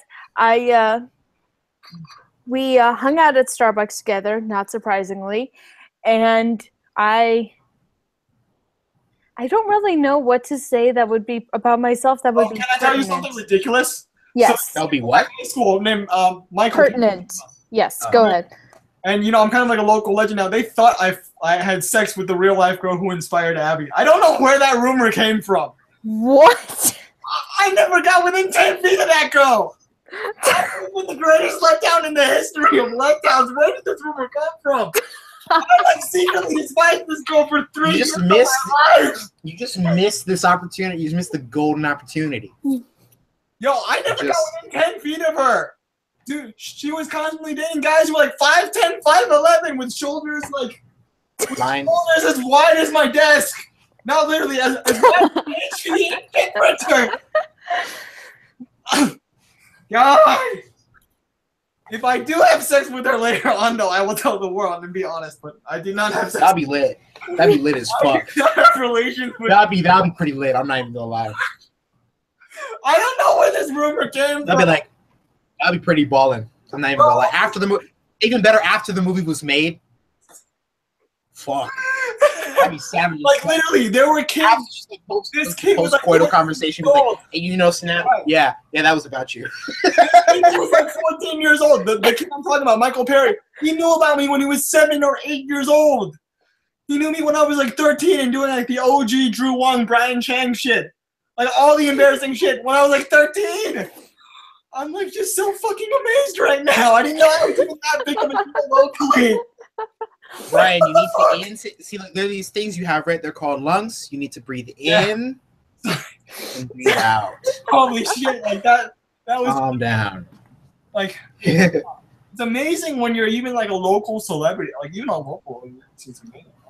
But when you live in Northern Virginia, like when you're a local celebrity, everyone knows who you are. No, it's great. Like, everyone knows everyone. Is that what that is? There are these kids who call me a fucking legend. I'm like, oh shit. Oh shit. It's that boy. What up? What up? Oh my God, like Francesca, you like when you watch this again later, you'll find out. But like it was amazing. Honestly, I'm surprised. But like, yeah, I think people that live around here are gonna. I swear there are gonna be like kids who will be seniors in high school. Like I'm literally gonna tell anyone in Fairfax County that day, skip fucking school. Like use this as your senior school. Go support. Go support this movie. I was one of you once. I was at the culture. I was one of you once. So anyway, regarding the people that might actually see this for the movie stuff behind the scenes in the future, we have a great crew here. A lot of people that we met through the power of the internet. Which is why we do these video chats so we're not freaked out by each other's voices and faces. Yes, that's good. But yeah, great cast, great crew, multinational. My good friend Riley, Canada. It'd be fun as hell. Couldn't. Great cast, great crew, multiracial, very diverse, good people.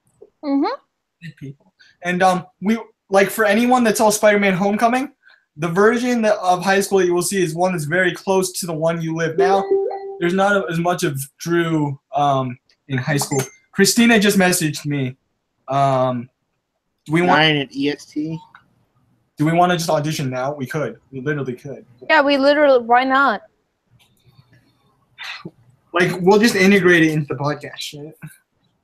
Like yeah, like honestly, for anyone who's struggling in high school right now who watches in the future, it doesn't matter if you're a girl that everyone thinks was a bitch, if you're a giant nerd, college will change. Will be good. College will be amazing, and it will be awesome, and it will be so much fucking fun. I've met a lot of great people, and speaking from the bottom of my heart, I appreciate your use of synonyms. I usually try to speak from the bottom of my heart when I mean synonyms.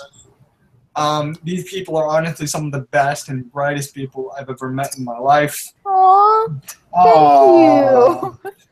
Hey, I keep you are too. I keep it real. You guys know I keep it real. I've never been anything less than myself. And here's one kind of heart, and here's another kind of heart, and then this is another kind of heart. Yeah. Well, listen, guys. I'm not anyone who's a fan of me in the future. I'll probably keep doing. God, if I become super famous, I won't be able to do these kind of personal, intimate live chats, which is a little bit sad. Aww. Well, I mean, you could. You could, but like there will be people asking me hundreds of thousands of questions. I don't know whose question to take. I don't want to disappoint anyone. Breathe. I've been there.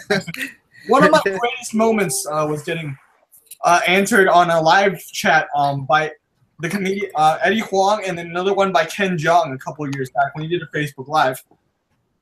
You know, Mr. Chow from The Hangover. He was doing a Facebook Live, and I asked him like, I'm insecure about my height. What should I do? And he was like, oh, I remember when I was a kid, I was thinking about Michael J. Fox, and he was funny.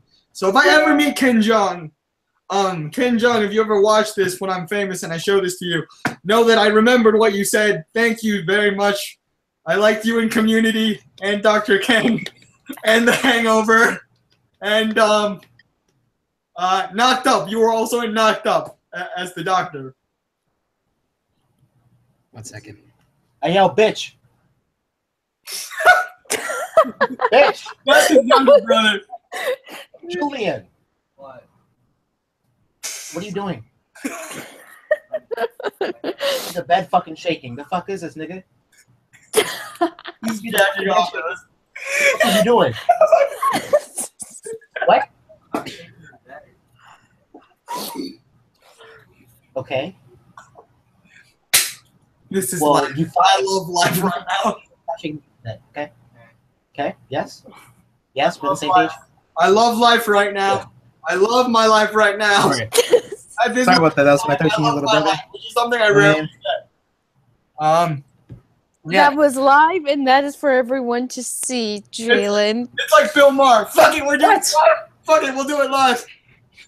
What? We'll do it live. That's how I talk to my brother. That's how Julian and I talk to each other. I don't know what the fuck I'm doing. I can't even. Like, I'm just freestyle. I'm just like going off of the seat of my pants now. But yeah. We'll keep you guys posted. This is the first of many. We're still gonna keep this thing going because this is nice just to have everything on record.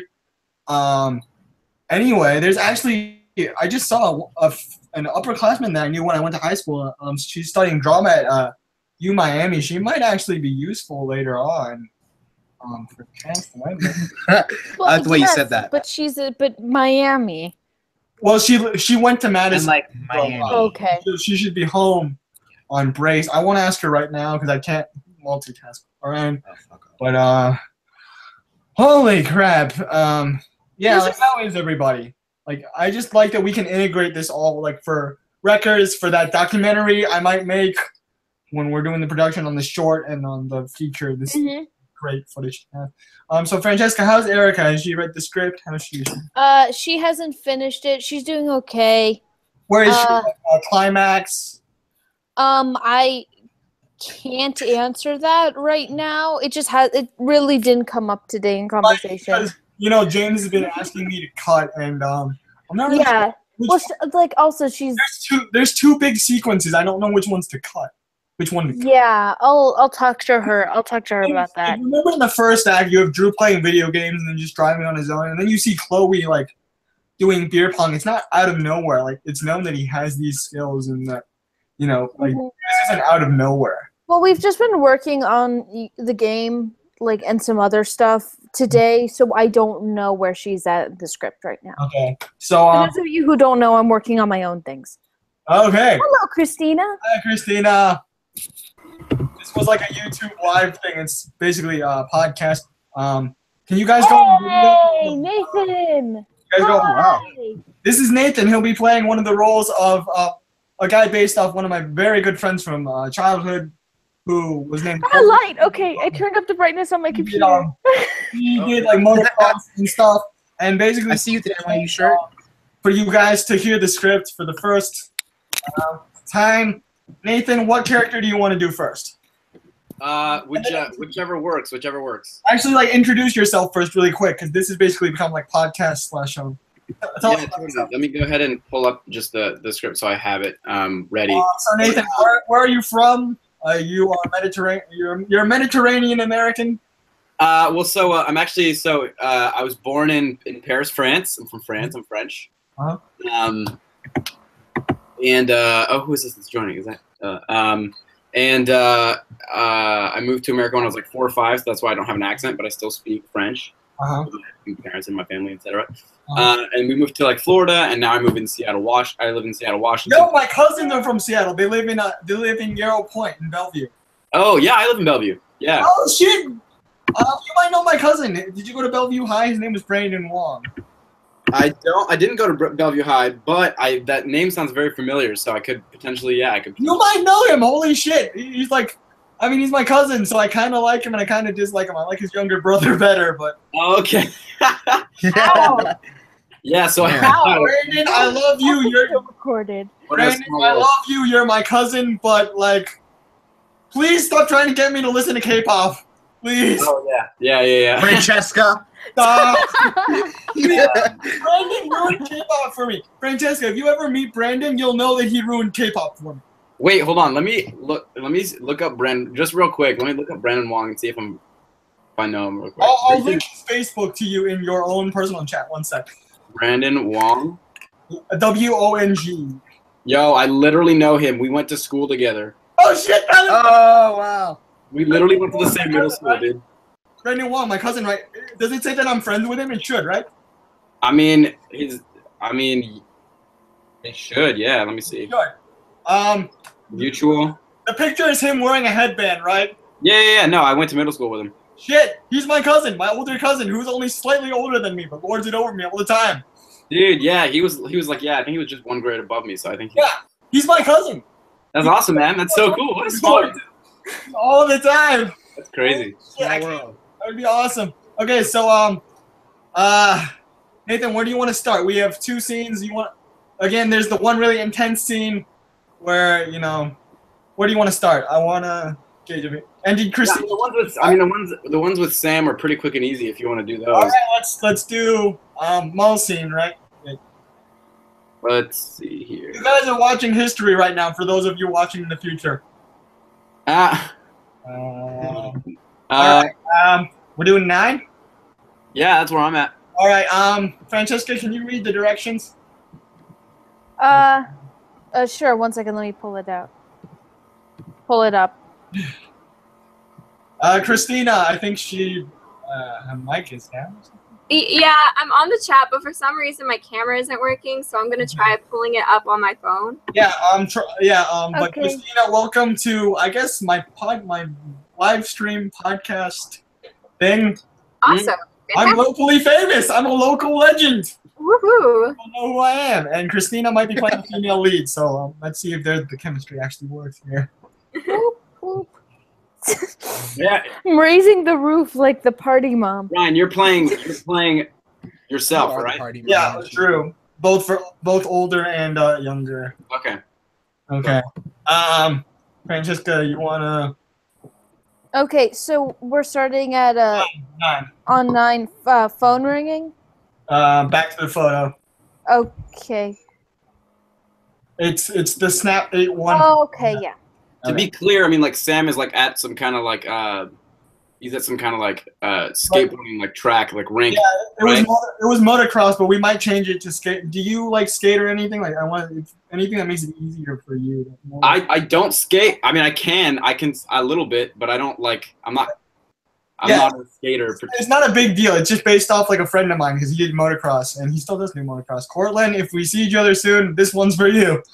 But yeah, if it's motocross, then yeah, I'll be All right. So start at back to the photo? Yeah. Okay, back to the photo. Sam Jones, 18, athletic, looking like a young Tony Hawk. Well, despite all the shittiness in my life, I did have one good friend, and that was my best friend in 3rd grade, Sam Jones. I mean, he was cool. He ran a lot of motocross races. And, he was always down to talk. Even if he didn't have the time, he'd make the effort. His phone rings. Sam, clad in motocross gear, pops up on the screen. He's at a racetrack. Hey, Drew! Drew cracks a grin. Hey, Sam, what's up? Hi. Yeah, I'm on my phone now. Get over here. I gotta practice for a race. Get your camera stuff. Yeah, sure. You want to hang out later? I got a lot of stuff on my mind right now. Oh, dude, go ahead. I got you. Hey, Joey! Sick jump, man. The call cuts out. Drew looks over at the Nike store where Hype Guy is still doing his thing. Yeah, there's a lot of echo right now. Christina, you might say echoing. Let's wait a minute. Let's wait a minute. I have to say, Nathan, you fucking nailed it. That was fantastic. Very good. That was awesome. Thanks, bro. All right, if we had Deb, Christina. Christina, hi. Hi. You look nice. Good to see you guys. I forget, Christina, are you Asian or not? I'm just confused. I didn't. Definitely looks. I'm sorry. Yeah, I'm part Asian. Okay. Yeah. Well, where should we go? Francesca, you want to still? Sure. Sorry. We have either Miranda or Chloe. We can do either one, because Yeah, either one works. Christina does Christina, look, have you read the script? Christina, you do look older than me by like a couple years, so you could. Yeah, script. Which character do you identify with more, Chloe or Miranda? You can read for either. I mean, I found Miranda easier to read just because I'm not an older sister, but I'm good with doing either. Let's do Miranda first. That'll be easier. Okay. Where are we going here? I am scrolling. By the way, Christina, if you want to introduce yourself in the meantime, because this is all like kind of like half my podcast at this point, just tell us. Yeah, your okay. background, where you're I'm from. Christina. I am from San Antonio, Texas. Let's see. I really don't know what else to say in my introduction. Go Spurs, go. Go Spurs, go. Yeah. I'm actually not a big sports fan. I don't know what sports are. All right. There's the Starbucks. Christina, you and me both. We can either do the Starbucks scene or the really intense breakup-ish scene, which works either way. But let's do the Starbucks scene because that's easier for both of us to snap into that. Okay, yeah. I'm having trouble pulling up the script now on my computer. I had it up on my phone, but then I had to pull up the Hangout app on my phone. So yeah, Nathan, you know my cousin. Next time if you're around, tell him so the thing is we might actually be shooting where I live, and I wanted Brandon and his younger brother Austin to visit me for like the longest time now, because usually we just go to LA and hang out with my cousins there, but they never come down here, which is kind of small world though, honestly. Yeah, pretty crazy. It's Alright. Is Oriana here? I think she should be here soon. We'll give her a ring later. But it's nice to. I'll be right back. Give me a sec. It's nice to meet you guys. All honestly, I think we're gonna have a great time. Just a heads up to Nathan and Christina. We're pushing back shooting by 6 months, so we probably won't shoot till like May-ish. Oh, sweet. So that sounds good. Because we might actually bring you guys on location to Virginia if we can get the money and everything set, where we can actually go at the high school that I went to and at some of the locations, which might actually, Francesca, do you think that's a better move? Because that actually lends a bit. I was trying to find the place in the script. Sorry, I completely did not hear that. It's my fault. The first Miranda scene, I think like 22 or something like that. Okay, thanks. Yeah, I found the Starbucks. Okay, we are starting. It's like mid-stage of 22. Got it. You want to? Okay, Francesca, you can start us off. Christina, you and I can just kind of compose ourselves really quick before we. Francesca. Drew and Miranda sit in a Starbucks. Miranda looks a little embarrassed. Yeah, we've been dating for like a year and a half. Drew looks hurt, a bit betrayed. Is it? No, it's not Tom. Trust me, I would have told you. You're like gay for him. Well, I mean, I wouldn't say it. Well, I mean, he's in good shape, but look, why didn't you tell me earlier that you had a boyfriend? I mean, You promise you won't be mad?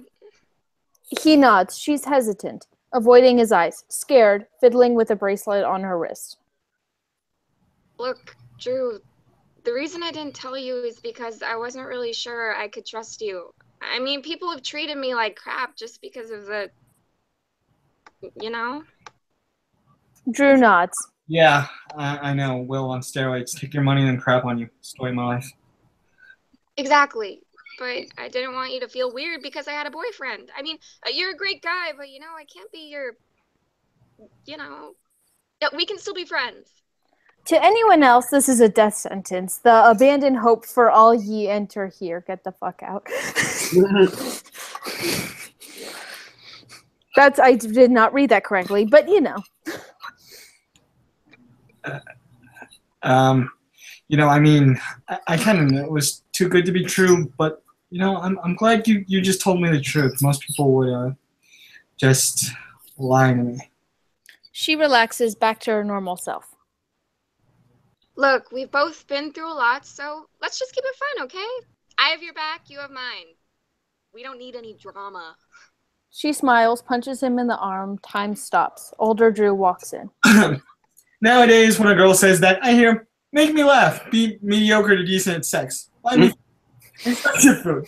Something that probably costs 1 month of rent for my condo and makes me feel like life isn't worth living. But back then... Oh, yeah, I hear you. No drama, I promise. Good, because you know I'd kill you, right?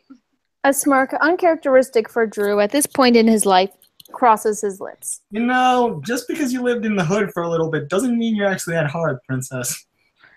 Drew gets punched in the arm, harder this time. He winces a bit. He was kind of asking for it. You're so lucky you're paying for this. Drew cracks a smile. Hey, you know, Shiro's not dead. It's just in a coma.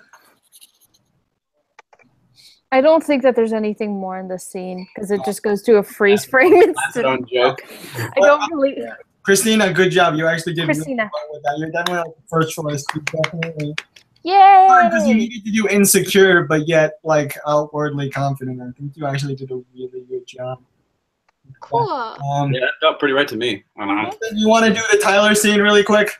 Oh gosh, yes, I do. Let's just get into that. I need to get my. I think. Okay, since I just did the Miranda scene where I made all the cocky jokes, I think I should be able to slip into that quick. Where is that? Opening that. This one is a lot of fun, especially for me, because I get to go from being Peter Parker to being Spider-Man, which is a lot of fun for me. It's just.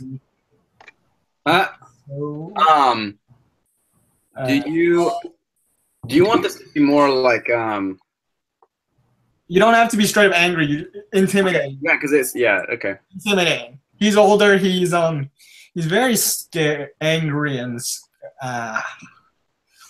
All right, let me just compose myself and find the page because. Wait, hold up. Also, I don't get the Drew drop thing that keeps. It's Dewdrop. It's his nickname. Instead of Dewdrop, it's Drewdrop. I don't know what a dewdrop is. It's a drop of that thingy that appears on leaves in the morning. You know what dew is? Like the water on leaves? Yeah, like in the morning when it's like a little, then it's a little drop. I have a childhood nickname that's like Xiao Hen Li, which is like Little Henry or Little Honey, and that's where I kind of came with the idea to give Drew like a really embarrassing like little kid nickname that people still refer to him by. Only my family does that, so it's just kind of like a funny in joke. I assumed it was that kind of thing, but because this is the show that people still treat Drew like a kid, even though he's an adult and like kind of a secret badass. It's like people don't take him seriously at all. So that's why you see Hype Guy using it. The only person who gets to use it besides his family is Miranda, for obvious reasons. 57? Yeah. Yes. Let's start from a pair of black Converse. A pair of black Converse can be seen walking towards him. Drew stands up. He looks the figure in the eyes. Tyler Stevens stares back, far from pleased. Oh, hey Ty, you fail your pre-req classes for like the 5th time, or are you like trying to do the emo Van Wilder thing? Very funny, Drew drop. Yeah, who let him in here? He just showed up, sir. Go outside now. Yes, sir. Sorry, sir. He leaves. Tyler takes off his sunglasses. Drew, overconfident and drunk, smirks. That's the Tyler line. Sorry, I forgot to just keep going. Just go after that. That's your line, Nathan. Sorry. The mysterious guy line? Yeah, sorry. Yes. I need to change that. That was a mistake. Okay. Yeah. What are you doing here, kid?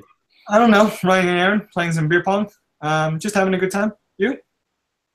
Well, I was driving when a red 240 SX broke my mirror. A very familiar 240 SX. Are you looking for trouble? Like I want to see your poser ass. Oh, really? You used to idolize me back in the day. But your wonderful sister just had to end it. Look, she's a different person now. She did the healthy thing and grew the fuck up, unlike you and your crazy cult of assholes here. Oh, so naive. Yeah, you really haven't changed at all. And neither has she. Has Gustin given up yet? Drew whistles.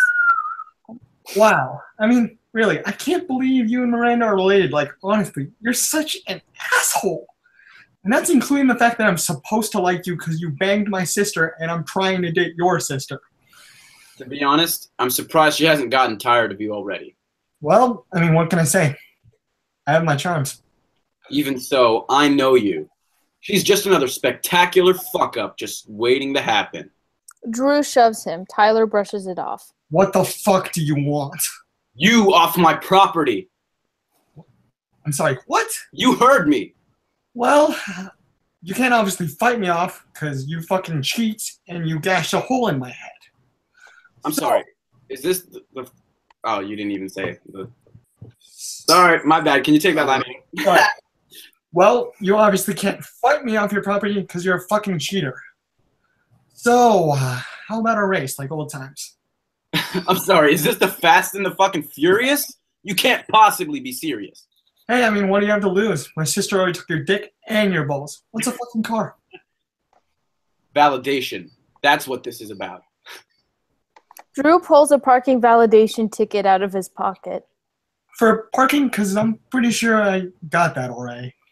All the jokes, all the bravado. It's for her, isn't it? Well, come on then. Take my keys from me. And my sister. That's what you want. Your ticket out of this hell of a life. That was good. I really don't. You do both. Yeah, I don't think we need to look any further. I think he's like not as mean though. So I mean, yeah, not in real life. Like Sam is definitely your first choice, and like I definitely digging that. I wish Oriana would. I might message Oriana soon, but I'm like kind of just introduce you guys since you're now new in the cast. What do you guys think of the script and stuff like that? If you read it, I think. Christina, you can go first. Oh, cool. Awesome. I think it's pretty cool how it has that sort of mental psychoanalytic aspect to it. I think that's a really unique part of it. So, yeah. And Nathan, what do you think? Kind of. Yeah, I mean, the concept of like your older self kind of walking through the events of your younger self's life is pretty cool. And I mean, was there, because I know some of it is like based on true events and some of it is like dramatized and some of it is just. Fishing happened. I did know the real Miranda. We weren't that close and she was kind of away from me at the time, but we did get really close. The thing I like about Christina is that she kind of managed to capture like that kind of very easygoing, kind of breezy, because it's a difficult type of person. You need someone who's very easy and very breezy and very comfortable with herself, but there's something that is just able to unsettle her. Christina, you actually have a lot of really good like parts in this movie. Like I don't know if you've looked through your dialogue, but there is some depth to your character, which I'm really proud of because this girl still means a lot to me, and I wanted to do kind of that time in my life justice and kind of get those intricacies right. And then I thought the scene with like the dream Miranda and the stuff like that when she's defending you, I think all that's pretty cool. Yeah, I mean, I think like that's like my favorite scene, honestly, because it's really my producer compared it to anime. Our producer is a guy named James Q. He's currently a rising sophomore, and he compared it to a famous anime called like Evangelion. It's like about robots, but the main story is it's a coming of age story. Like Christina, you know about. Yeah. He's basically Drew is Shinji. I see that Legend of Zelda Triforce in the background. Drew is Shinji. That's kind of the thing. He's basically Shinji Ikari. He's like this weird little dorky kid who he doesn't care. Like to be honest, at that point in my life, I was kind of like that character. I was listening to music all the time. I didn't give a shit about anything, and like I completely understood the parallels. Like to quote him exactly. I'm like looking through it right now, and like this is for records. He says, quote, "The intensity of the self-confrontation, the frail emotional and mental states of the characters, and the imbued adolescent sexuality." Which, I mean, I think that's going to be a fun scene if we do manage to get it shot in time. That's going to be a really fun scene, I think, for everyone to do once we get to do the trippy stuff. But yeah, I think definitely, Christina, you're definitely my first pick because even though you don't physically fit the description entirely, like as an actress, you completely got what we were looking for in the character. Mm-hmm. Cool. I'm actually technically part Latina though. Okay, so it works out. What kind? Yeah, Mexican and Spanish. Oh. Orale! We're good. It works. Thank you, Jay. We're good. I thought it was funny that it said biracial, and I was like, "Whoa, I'm multiracial." Cool. He was biracial. I wanted to keep parts of it as true to my life as possible. So, yeah. And then, like, did you just throw Tom Holland in there because you were like, fuck it? Well, okay, the thing is, you guys don't know is I actually got to be an extra on Spider-Man Homecoming, and I'm about to show you one of the coolest things I own ever in my life. Stupid fucking light. Let me just reconnect this. 1 second.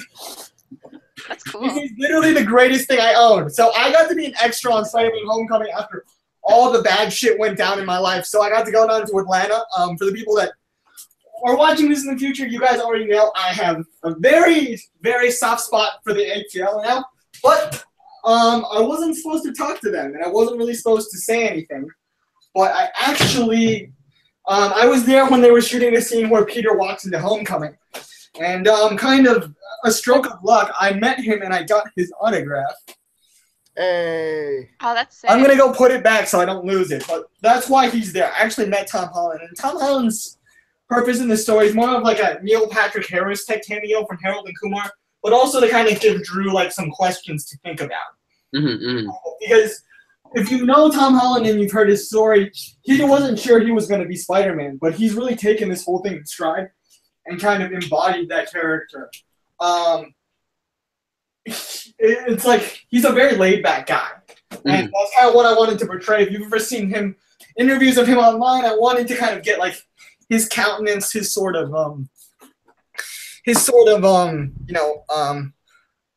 speaking manner and that. And by the way, we might actually try casting older upperclassmen or graduate students who look similar to the actors in the script to kind of fulfill those roles, just to shoot those scenes. But yeah, I'm glad you guys like the script. Nathan, we're gonna have to think a little bit with you because we could cast someone older, but you could realistically pull off either role. Sure thing. And I'm pretty tall. I'm like 6'1", so like. Wow. Like I'm 5'6", so then like the visual imagery of that will work really well because I'm so. Yeah. So if you needed me to play older, I could. But if like, I mean, like that scene is like you see Drew like in a kind of way that he's only with Miranda, where he's cocky and he's got a little bit more of that slickness that you see with him in his 20s. I heard you laughing at some of my lines because like he's more confident, he's more self-assured, you know. He's more willing to verbalize that kind of sarcasm and that kind of thing. The thing is, with that dynamic, and at that time in my life, I always identified with Spider-Man. So it's like living a dual life. Like, if I'm with my friends or if I'm on the internet, I'm really confident. But at school, I didn't really say anything. I kind of just like, you guys have read the script. Like, those first 10 pages was basically my life. People didn't really take me seriously or anything that I said seriously. And I was just, like, freaking out all the time. So that was my life. And that's really what we're locked down for shooting. Christina, the scenes with Joy and Miranda are definitely going to be on the shooting. So you're going to spend like a decent amount of time with me, actually. Christina, prepare yourself. I promise I'm not annoying or anything. Ouch. No, I'm kidding. I'm like such an awesome dude. I'm not. I'm a good guy. But like, yeah. Like, I think, and then like Nathan, I think we're still looking on casting Matt and Will. John Zhang, who might be directing, who's supposed to come in and read, and Oriana is about to come in and read pretty soon. So we'll probably still be here by the time she gets here. But Oriana is playing my older sister. So we're working on that angle. But just so you guys know, we're looking at like a late spring shoot date. After these auditions, we might do like a couple rehearsals or screen tests. Because Christina, how tall are you? I'm just curious. 5'4". Okay, so you're okay. No, that still works. Yeah, I mean, we could always like. I mean, like we'll all be at. I could wear heels. So Okay, the thing is like Miranda is kind of like their dynamic. I'm sure you could get it from reading the script. Is that she's a little bit taller than he is. Kind of just a self. Yeah, I can. I can wear heels. She makes him feel heels. Like the thing is with that character is like she makes him feel like small. Like she raises him up and then she simultaneously like pushes him down at the same time. Heels the highest pair of heels I have is 6 inches. So that's yikes. Oh wow. Wow. I am impressed. I wore them to prom because I wanted to feel tall. That works. And then we could always do the Tom Cruise camera trick. Yeah. There you go. Boxes. Yeah. What a fucking shorty. Yeah, no, that's. Oh, yeah, wait, I haven't introduced you guys to Jalen yet, have I? Jalen. Hi, Jalen. Well, the live stream people know, but like Jalen is our music supervisor. I'm gonna move my screen to him. Sorry. This is Jalen. Jalen, you are our music supervisor. We don't really know exactly what you're going to be doing yet, but you could be working with me and my band to record like similar tracks to the songs. So if you guys don't know, music was a big part of my life. If you read the script and you saw the cues, especially Like, but the copyright on those is gonna. Yeah, exactly. So we're gonna try for similar songs, writing similar songs, or like I don't know. We'll work it out. Yeah, like okay, Jalen, I believe in you. But yeah, it's like I know you do. Jalen, you'll have like me and Justin and the rest of Misplaced to help you out with recording. Yeah. Misplaced is we haven't really started yet, but like that's another thing I'm doing. But yeah, we'll have you to help us out. I think honestly, like, would you guys be cool with like if we could find the money coming down to Virginia for like a week or two? And that'd be fucking dope. Yeah, that'd be dope as hell. My dad used to be in Virginia a fuck ton too, so like. You can go visit my friends who own a chocolate store in DC. Yeah, we would probably have to. I mean, we could. I mean, like, because with the train, we could be there in 2 hours. What was that? On a weekend. Yeah. No, yeah. Like, I mean, I'm trying to work around your guys' schedules because the guy who's producing, he's an upperclassman. He was like, I know you want to make this good, but like this is basically like our first run. We might do another one later on in time, but this is our first one. But I want our first one to be as good as possible. Yeah. Like, I mean, you guys all like the script. You do like it, right? Yes. Mm-hmm. Well, you know how I cried. Yeah. And like I cry all the time, but I don't cry at movies because I'm like they're not real, and I was just in tears. Yeah. But yeah, like you guys know, this comes from a very real place in my life. I've lived a version of this, and it still hurts.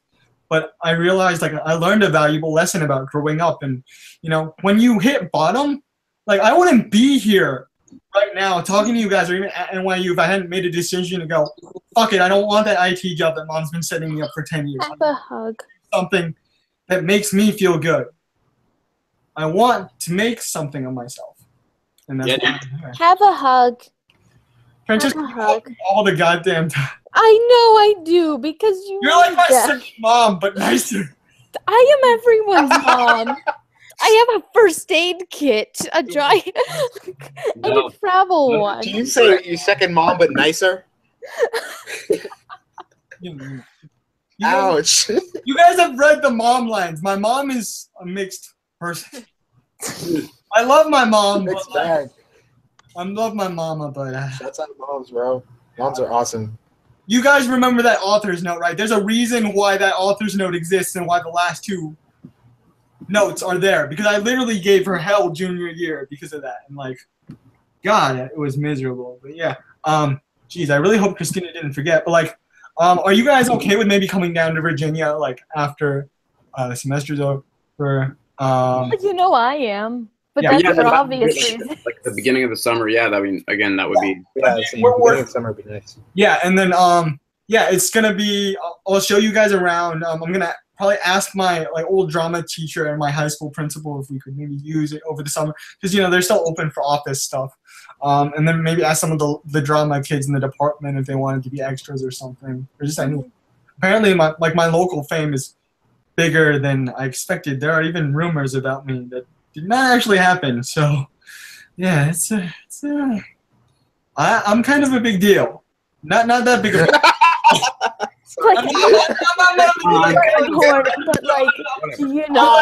I'm medium sized. Being like fucking big headed. I'm like medium sized. Jalen, I'm sorry. There was a kid who knew about me when he was 8 years old. 8 years old. He's a freshman at my high school now. 8 years old. I know, it's a mindfuck. It's when I was like 13, doing all the like fucking like 14-year-old Drew shit, being all emo and then smashing into walls and doing all that weird shit. When I was like 13, it's crazy to me, honestly. I'm sorry, like this is completely new for me. But yeah, like honestly, like Christina, you don't have to wear heels all the time. There are just like a few scenes where maybe you would have to if we don't show your feet. Cool. Okay. I have like booty sort of heels where it's like they kind of look like normal shoes, but like you know those things like little boots. So, I mean, I know this is kind of like a big commitment for you guys, especially Christina. What's your major again? I forget. You're not. Are you a drum? Gallatin. You're Individualized. You're Gallatin, so you do have free time. But like, the thing is, like, this may be kind of a time crunch, and I totally understand. Like, I lost a lot of the people that we were going to audition earlier because of time commitments, and I know Nathan, you might get into a show or something, but like, you really killed it, and like. Yes, you did. You did. I mean, honestly. On both sides, you killed both roles, and like honestly, it was really fun to do that back and forth with you, with the Tyler scenes, because like you fucking nailed it. You nailed like pissed off ex-boyfriend like dealing with a snot-nosed kid. Thanks, man. Try my best. You freaking you nailed. I mean, like I mean, it's just funny because like I mean, like the conditions, like hopped out of the shower, dried myself off as fast as possible. The Wi-Fi wasn't working, and I was like, "Fuck, man, I need to get on this Google Hangout." No, but like that was like, I mean, Christina, I'm like, and Jalen, like, I think he broke twice, right? He broke twice. Mm-hmm. You were pretty like you did really well, but like you broke once. I think that was just because my line was just too funny. Yeah, no, I mean, like also I may have a different version of the script than you do because like we have like there are like multiple versions floating around. I'm working. I got one version copyrighted, and like I'm still working out the kinks.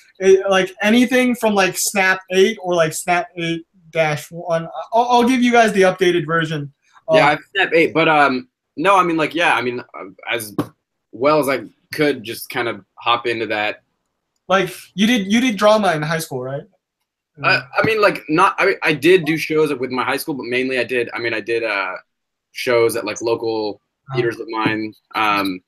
In Seattle and in Issaquah, which is another city coming. But like you killed it, and honestly, unless we find someone who's actually closer, I think like you'd be great for that role. Not like because of like you look the part. You do look the part, but like I just kind of what's interesting when I was doing the lines with Christina, I was doing the lines with you. Like it was really easy for me to. And I'm sure Jalen, you guys noticed like when I get into character, like my voice changes and like kind of my mannerism changes. Mm-hmm. And everybody saw that. Like I when I act, I try to actually put myself in that situation. I mean, like a year from now, when we actually film it, I mean, like we'll all be somewhat pretty different people. I mean, but I mean, we'll all probably be better at what we do than what we do now. Yeah, and I think definitely like of course, like that's kind of the point, right? Having more time will like give me and like everybody like we'll probably do screen tests at some point just to like map out the shots. I think definitely like. You guys like pretty much embody like Christina. I think you obviously knew people like Miranda or something. I think like you were able to really tap into that kind of feeling. Yeah. Really well, which like I'm like it was like you kind of took me back there for like a little bit. I mean, no, you were. I was actually surprised. You were very good. Yes. That's. Like when Christina did the lines, that's just kind of like how I heard them in my head. Yo, Dev, what's up? Hey, it's Dev. It's Dev. Dev plays Hype Guy, who is our Hype Guy. Yo, what is Hype Guy? Nathan's just like yes. What is Hype Guy? Hilarious. Wait, you guys want to like watch me and him run through a scene? Like this guy's amazing. Oh, I want to see that again. I want to see this shit. I have to go. No, he disappeared. Oh. No. Oh my god. Okay, well, I have to. I actually have to. I should go.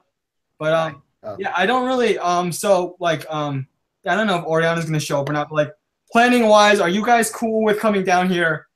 In like May-ish, June. Yeah. Yeah, I mean, if it's still during the school year, it would have to be like on a week. Like we'd have to like take the train down and do it on a weekend because I mean, like I have studio classes 9 a.m. to 6 p.m. on Tuesdays.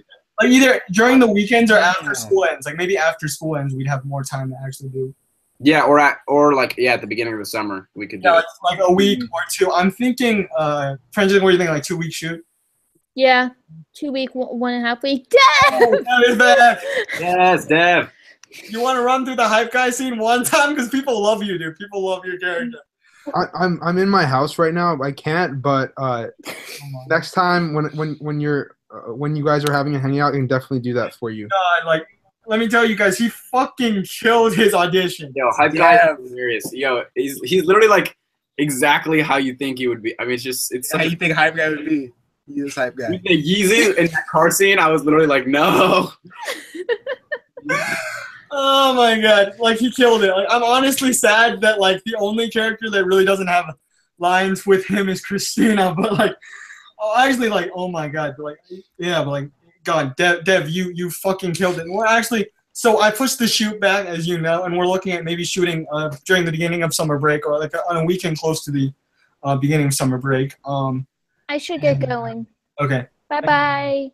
Bye, Francesca. If you guys know anyone from like Steinhardt or anything, that'd be really fucking great. And Jalen, if Oriana comes on, I'm gonna need you to kind of be the line reading guy if she comes on. I don't. She went on to Chicago or something.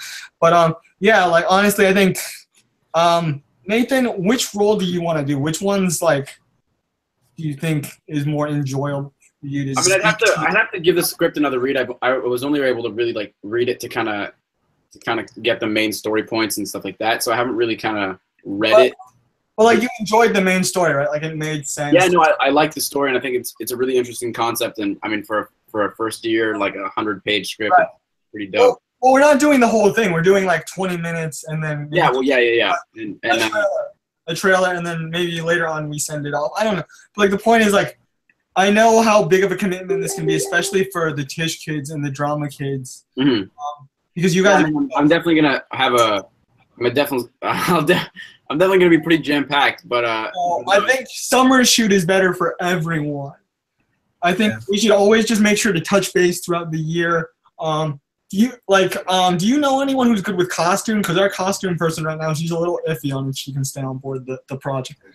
I don't know anyone. I don't know. Well, actually, that's not true. I know. I actually did theater here and locally and worked with a girl named Lauren Smith who's going to NYU, actually also first year, and she's costume design. Because like the thing is like with Drew and Miranda and everyone, it's like it's pretty like I'm already dressed as my character. Like it's not even like a big deal. But like it's we need people to pick out clothes that kind of more easily kind of like fit the characters and stuff. And I wanted like most of the major characters to have like a certain color. Like for Drew, it's red and black. For Miranda, like me and Francesca were talking like kind of muted colors, kind of like Southern California pastel-ish, kind of like that. So, and then Dev is just like full on Supreme and like hype beast. Got Balenciaga trainers. Pin roll. Let me tell you, Dev is going to steal the fucking show. I'm not even gonna lie. Let's go. And like the like giant gold chain with a shark tooth at the end or something. No, the actual Jesus piece. Yeah. Like Jesus winking like that. Like I'm so glad. Like okay, who liked Hype Guy? I just want to see a show of hands. Like I loved Hype Guy. Hype Guy is awesome.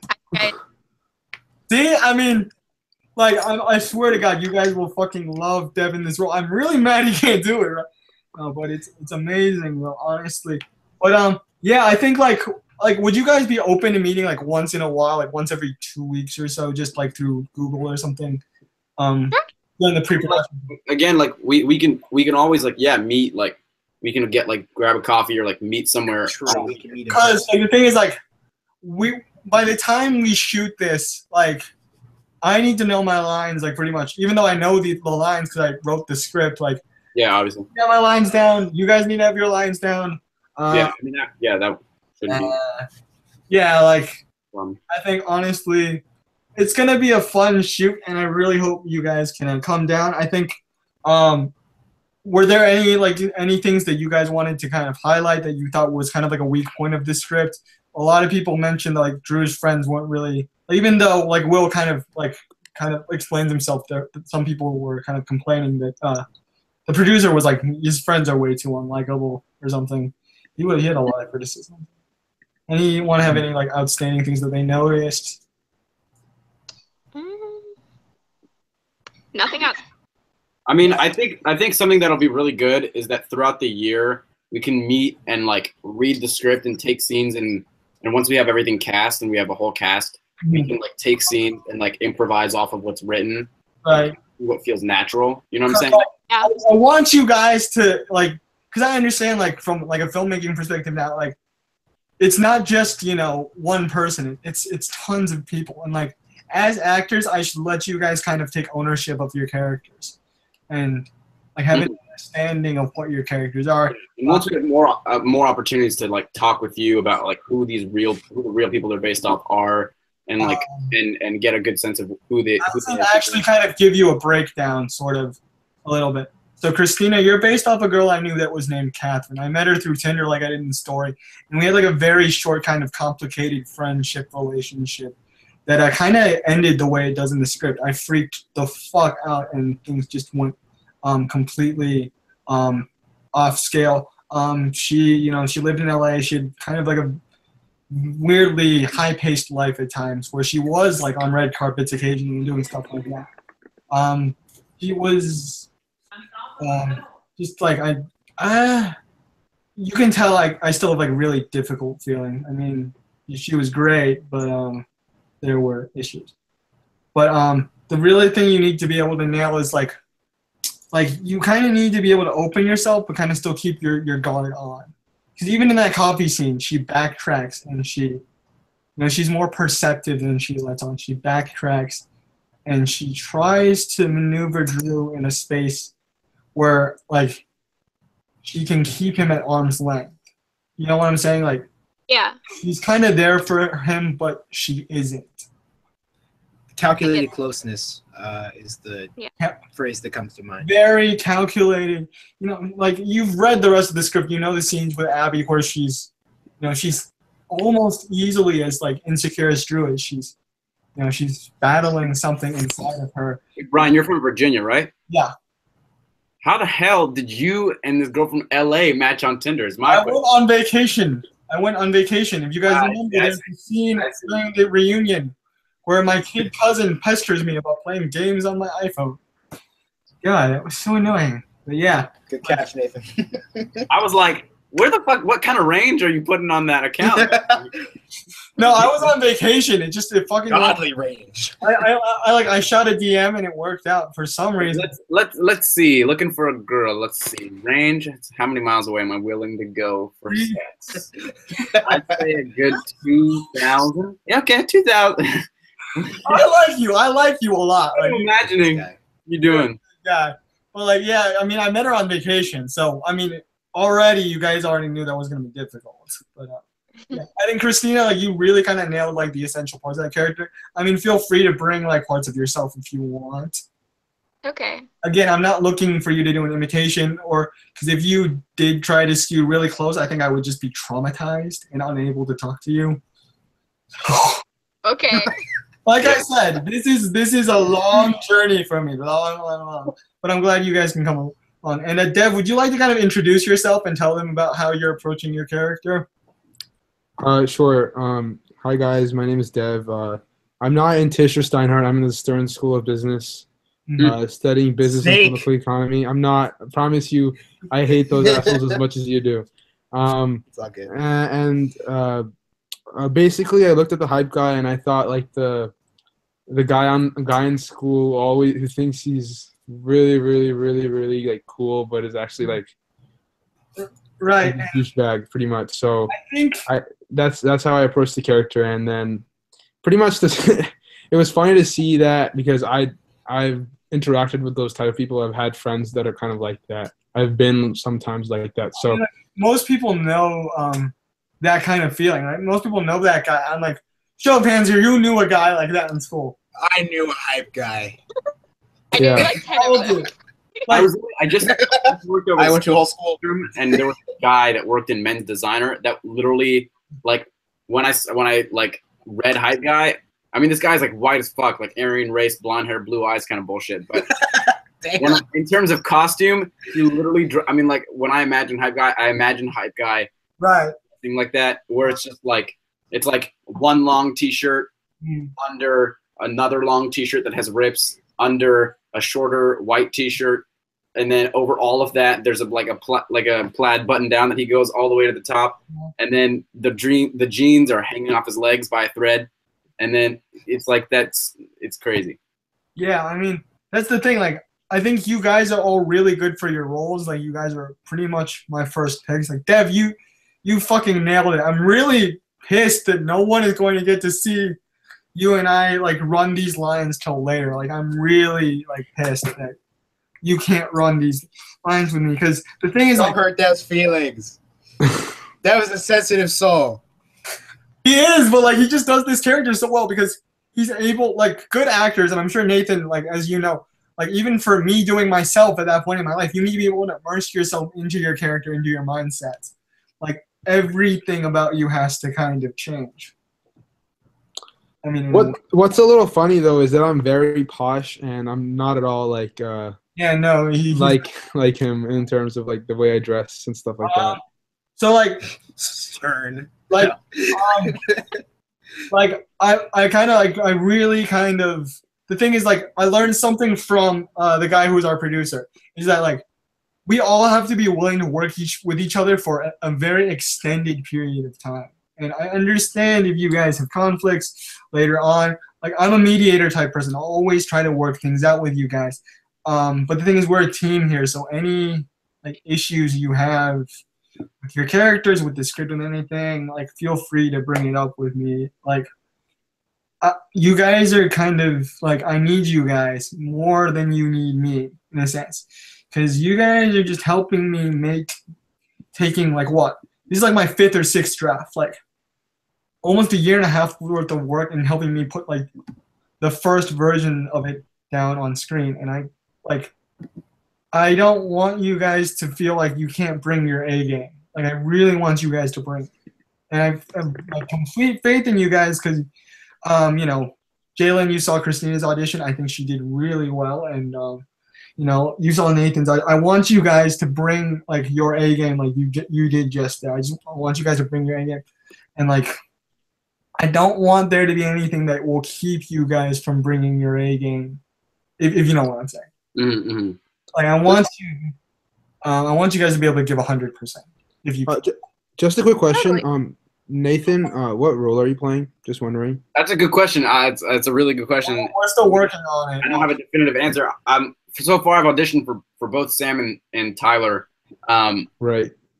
Okay, I mean, Showman, I like him more as Tyler, who kind of agrees with me. Like, I like him more in that role, or like I feel like he's able to give like a better performance in that role because Sam is kind of a blank slate, and that's because he doesn't really have a lot to do with the plot. Yeah, I mean, Sam is. It's interesting. Have everybody seen 13 Reasons Why here? Oh, I go. Has everybody seen 13 Reasons Why? Yeah. Like Bryce, or what's his name? The guy that did that. I feel like Sam is kind of like the guy with the nice red car, who kind of like he's kind of like a passenger of the story, where he sees all of the shitty stuff that's unfolding, but doesn't really do anything about it. But he kind of does so. But he still helps the main character. He still helps you, like Drew. But at the same time, he's not really like stepping in when he's needed. Exactly. His title is really like a provocatory. Like he's definitely like an antagonist, and has definitely like a stronger presence in the plot of the story. You do. You get a lot of really good scenes with me, and like that scene that we just did. I mean, all of you guys saw it. That was like that was pretty good, man. For me, like you were able to slip from intimidating and then angry, and I was able to go from cocky and pissed, and you know. Yeah, and what's cool about Tyler and kind of like his relationship with you is just like, I mean, like I've been the Drew of that situation where I'm like 5 or 6 years younger than someone, but in terms of maturity, it's like a totally even playing field just because like that person has really done like nothing with their life of value. Like basically, Tyler's basically like the guy who stays at the college as the frat president. He's almost completely like dedicated his life to kind of destroying. Yeah. Still hangs out with the same like douchebag friends he hung out with in senior year. Yeah, exactly. He's that guy, and I think like you really kind of bring like you. I know you must have been in that situation before. I know you must have. Yeah, and I mean like obviously like on Google Hangout, like 5 minutes into meeting you, it's not the easiest thing to give like a really good, true, honest performance, but like. I mean, once I've actually like learned it, and we've definitely like established. Yeah, like I think the thing that we're gonna work on over the next 7 months is kind of establish a working relationship with everybody in this. For sure. Chat. I already am seeing like a lot of good things coming out of this. If you guys, okay, is there anyone who knows anybody who would be willing to jump on? We do have a lighting person. We do have a lot of people, but anybody, like, because we still have a ton of roles to cast. Not all the roles, but a ton. I feel like it'll be easier once we get to school. Like, we can ask our roommates, you know, people that are in clubs that we're in and stuff like that. Yeah. Or like even like when all the like the Tish drum teams start their classes, like in all the different studios and stuff, like we can act like face to face. Like I'm taking a class acting for the camera, so I'm sure that there'd probably be people in there who are like willing to. Like I mean, honestly though, like this has been, I mean, it's great to kind of meet you guys, and I'm sure we'll have like a good dynamic. Is there anything you guys are kind of worried about with this? Like, I don't think so. Just scheduling. I mean, like a lot of us are in different majors. I'm in music tech. You guys are. Right. Okay, so here's how it's gonna work. It's gonna be me and Francesca primarily on the where the fuck are we? On the pre-production side. She and I will do the bulk of the work. You know, we have to schedule. I have to call my old high school at some point. I have to ask my principal. I have to do this. I have to do that. Right. So really, I'm going to try to take as much of a load off you guys as I possibly can, because it's me and Francesca and our producer, and we have to like jam our heads in. Jalen, you probably have it easiest out of these other three because you're purely post-production. I will not need you until potentially after at least a week after we wrap shooting, though we might record some songs throughout the year. I won't need you till potentially after we wrap shooting, unless you'd like to come on set and watch, which is again a personal choice, yeah. So I'm gonna do something really quick, and I'm gonna drop down like a list of hotels in the area. Is that fine? So everyone can see kind of what potentially would be going on. Is that okay if I just? Sure. I mean, like, go ahead and yeah. There's like okay, so there's two hotels. There's one in like the very like hotel that like in the very town I live in. Like honestly, we do have space, but my older cousin Carolyn will probably be home by then. She's at Urbana Champaign. So there is a courtyard in Fairfax near the big mall, which has a bunch of the scenes. Yeah, we could hotel, we could Airbnb, we could like get like a big house and like all Airbnb it together. So like it would, I mean, like we can come down to that. But I think for now, probably our priority is going to be over the next, I guess, like almost like the next year, like meeting up and fleshing out really like the relationships and like making the script like be as true, like as true to like what you've written as possible, while also making it natural for the actual people that are in it. Yeah, I honestly do. And I think it's awesome that like right off the bat, I definitely didn't think that I'd start working on a short film even before I got to school. Right, because I mean, I didn't actually tell you guys kind of the whole origin story. After Spider-Man, right? Like I'm meeting John Watts and I'm meeting everyone. Hey, Brian, I have to go, man. Sorry to interrupt, but it's like 6. There's that whole like dynamic of me. Like I really want you guys to kind of get to know me in a sense, but there's like I went through all that, right? I went through like I didn't really know what I was gonna do after that, you know. April, May 2016, I was still like pretty lost. I didn't know what I was doing. And then there was waiting to get into film school, and I didn't get into anyone on the West Coast or anything. And then NYU happened, and I was like, why are we sitting here waiting for shit to happen? Like, True that. No, like, what's, like, Nathan, think about it. If you get out of, like, college with no real and nothing to your name, like, really besides shows, like, you're going to have a hard time getting casting. If I go out to LA and I start pitching stuff and I have nothing to my name, there's nothing for me. Really. Yeah, totally. We know because the way the industry is, it's all reboots, it's all Marvel, it's all cinematic universes. There's nothing for anyone from the age of like 20 to 30. Nothing. I have to go, everyone. Bye. Bye. and it's also like a really good opportunity for us to like establish like a sense of camaraderie or something. Yeah, and I mean like the cool thing is like, especially if we're filming it in a year, I think there'll be so much growth within that period alone, and like it'll be a good way of just kind of like seeing how much our first year in college has. It'll be like a good like, here's what I've done. Like my first year's over, and like I've done something, Right. Yeah, and like I think this is something we can all relate to, right? Because everyone's had crappy friends. Everyone's met that one person that everyone's had that feeling, right? Everyone has experienced something like that. I think that kind of, you know what I'm talking about? Right. Yeah. Definitely.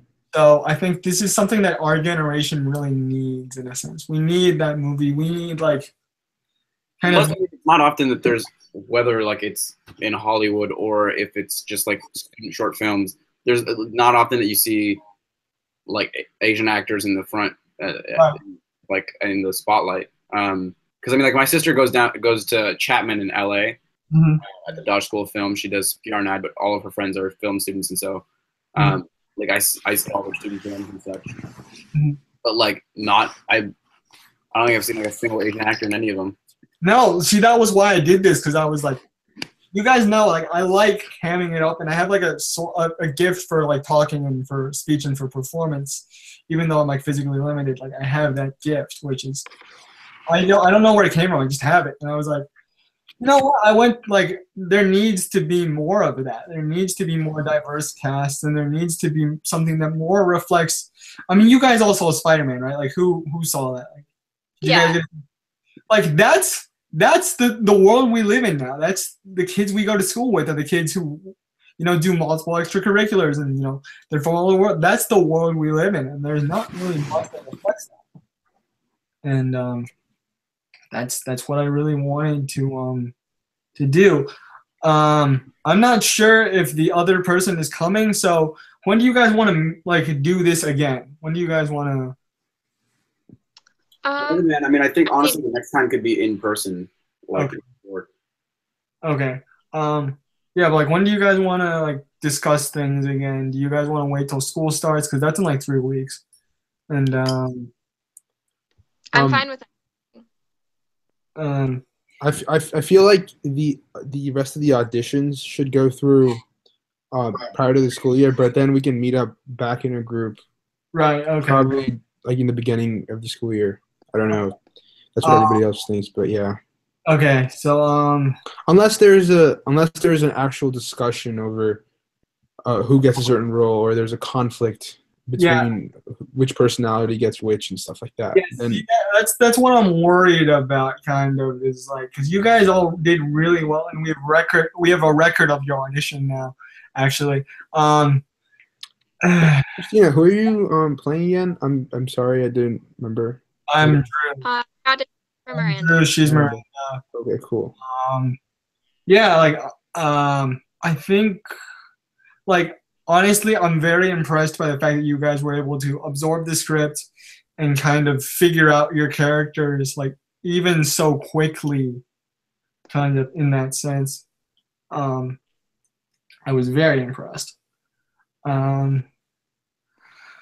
But yeah, when do you guys want to do this again? You want to do this at school? And if so, we should probably like set aside some time now and like lock down a day. Yeah, I mean, it's whatever works best for you. I mean, like, obviously, like, we could meet up at some point during the week, I guess. Yeah, probably the end of welcome week. I would be free. Is that Saturday okay? Is that Saturday? Probably. Yeah, there's not like events. Yeah, because I mean, like, mine, like, welcome week for me is like so fucking packed. Well, yeah, me too. Rose and I is kind of like, okay, there's not a lot of overlap, but we're in the same building. I'm sure we'll see each other at events and such, obviously, but are you all three Tish? She is Gallatin. Okay. Gallatin. Yeah, what are you studying again? I kind of forgot. That's so cool. I never asked you. What are you? Yeah, I'm gonna combine performing arts, journalistic writing, and business, I think. How does that work? How does Gallatin work? Because how does that work? My roommate's Gallatin. He's like poetry and songwriting, but like That's so weird, though. Oh, sick. Weird. Wait, no, that's super cool. Okay, like I love poetry and songwriting. That's okay. Yeah, I was actually. But, like, how does that work? Like, what classes do you take? Like, what do you do? Like, what? Exactly. Like, just enlighten us. It's all individualized study. Like, you pick your own major and all that, right? Exactly. Yeah, you have an advisor, so they help you out with it, and there's not a lot of core requirements. Mm-hmm. Generally, just a few, like, oh, you need a humanities credit. We need 1 math/science credit. Yeah, there's not a lot there, and you basically just figure out what sort of fields you want to combine, and then you take some courses at Gallatin because a lot of their courses there are interdisciplinary, and then you can pick courses from other schools. Like, it's really easy to get into the open arts courses at Tisch, of course, but you can also apply to get into the courses that are more exclusive. And yeah. Also, can I just say, I'm surprised you two got the Evangelion parallel. That was real. Yeah, I used to go to like anime conventions and stuff like that. Like, I didn't even notice till like he told me. I'm like, holy crap, he's basically Shinji from Evangelion. Like, that was like so weird for me. I'm like, oh god. You lost me. Yeah. It's weird. It's like it's such a weird kind of parallel to make to a character, honestly. But yeah, so Saturday welcome week. I think we'll still probably pop in the chat, and maybe I will do another crew chat at some point. Guys, feel free to jump in. We're looking for a costume right now, because I'll message the girl I know, Lauren, who's starting at NYU this year also. Give her the script. See if she likes it. I mean, it's a simple costuming job. She wouldn't really even have to make anything. Kind of like scout clothes. Yeah, no, and she's done a ton of projects here. I mean, like, she has like an amazing portfolio, because she's assisted costume and been costume designer on like lots of like new work and plays and shows and musicals and stuff in the area. Like, really like good professional work. So yeah, and like whoever you tell, like anybody, if any of you like if you find someone for makeup or anything, make sure to tell them that this is a second semester shoot, because a lot of people have gotten freaked out by the time frame before, because they didn't know like how long this was going to take, and now I've just kind of finally finalized how long it was going to take. So I highly stress this. Whoever you tell about this, please be sure to set their minds at ease by mentioning this is a second semester shoot. Otherwise, they're going to go crazy and maybe drop out before we even get a chance to see what they can do. And I really... Okay.